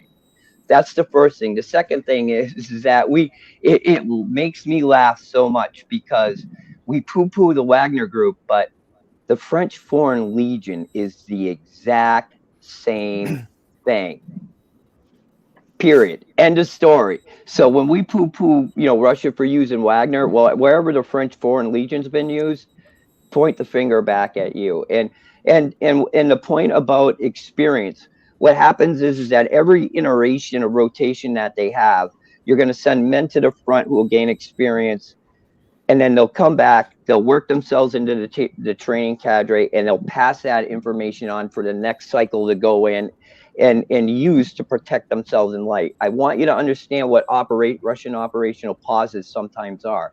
They are designed to stop, to be able to recalculate all the information and from experience they are learning, plug it into their system to make sure that it matches up and gives them a more realistic idea of things going forward, of what their needs are, what tank capability needs to be changed because either it was better than it was predicted to be or it was less. You need to change that calculation because you need to know when you go to war, you can't have propaganda running on your own propaganda and believing your own bullshit going in there. You have to have a realistic picture of what's happening. Part of the problem with NATO is that we've convinced ourselves that we're so much better than the Russians that we totally just ignore their entire history, military history of coming up to this point and what they've created.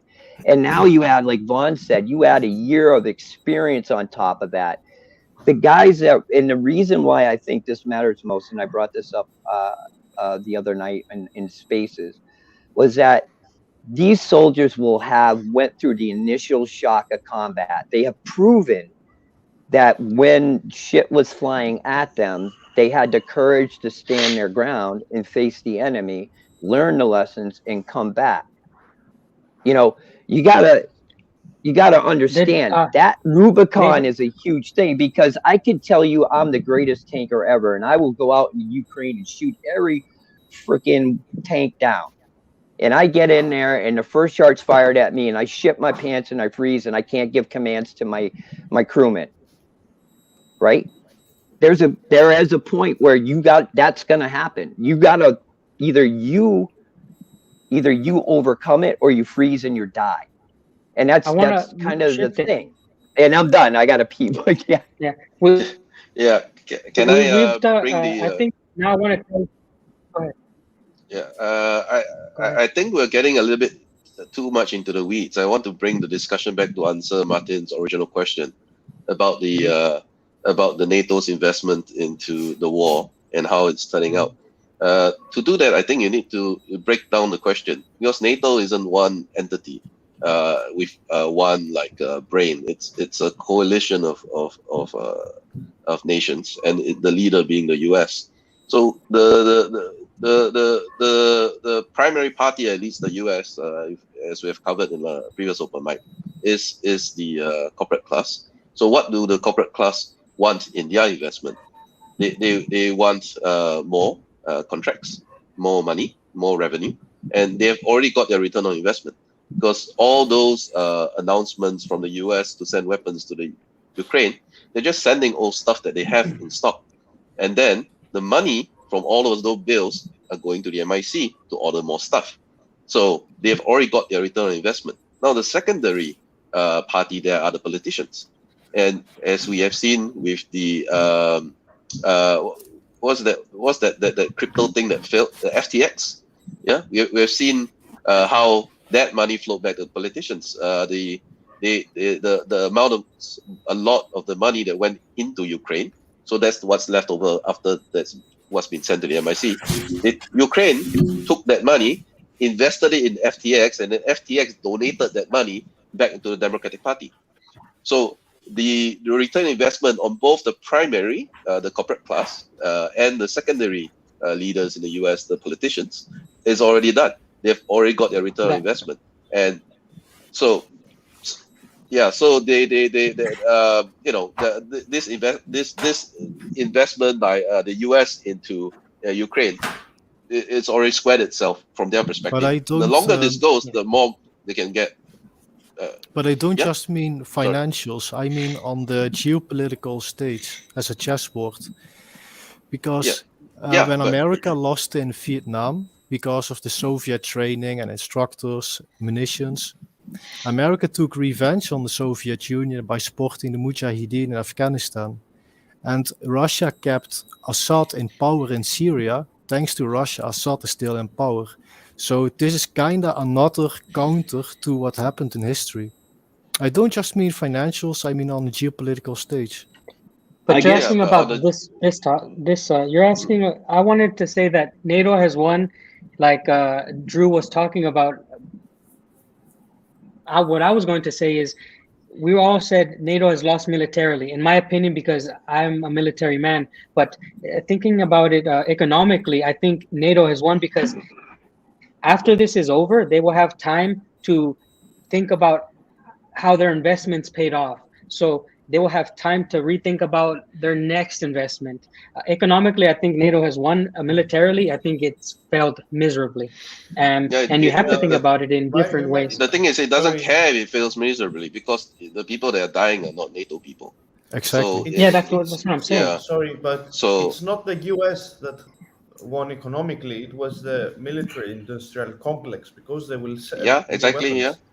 And these new weapons, Exactly. So just to have an idea, Germany introduced their new tank called Panther or KF-51, and it will cost around 20 million euros for a single tank.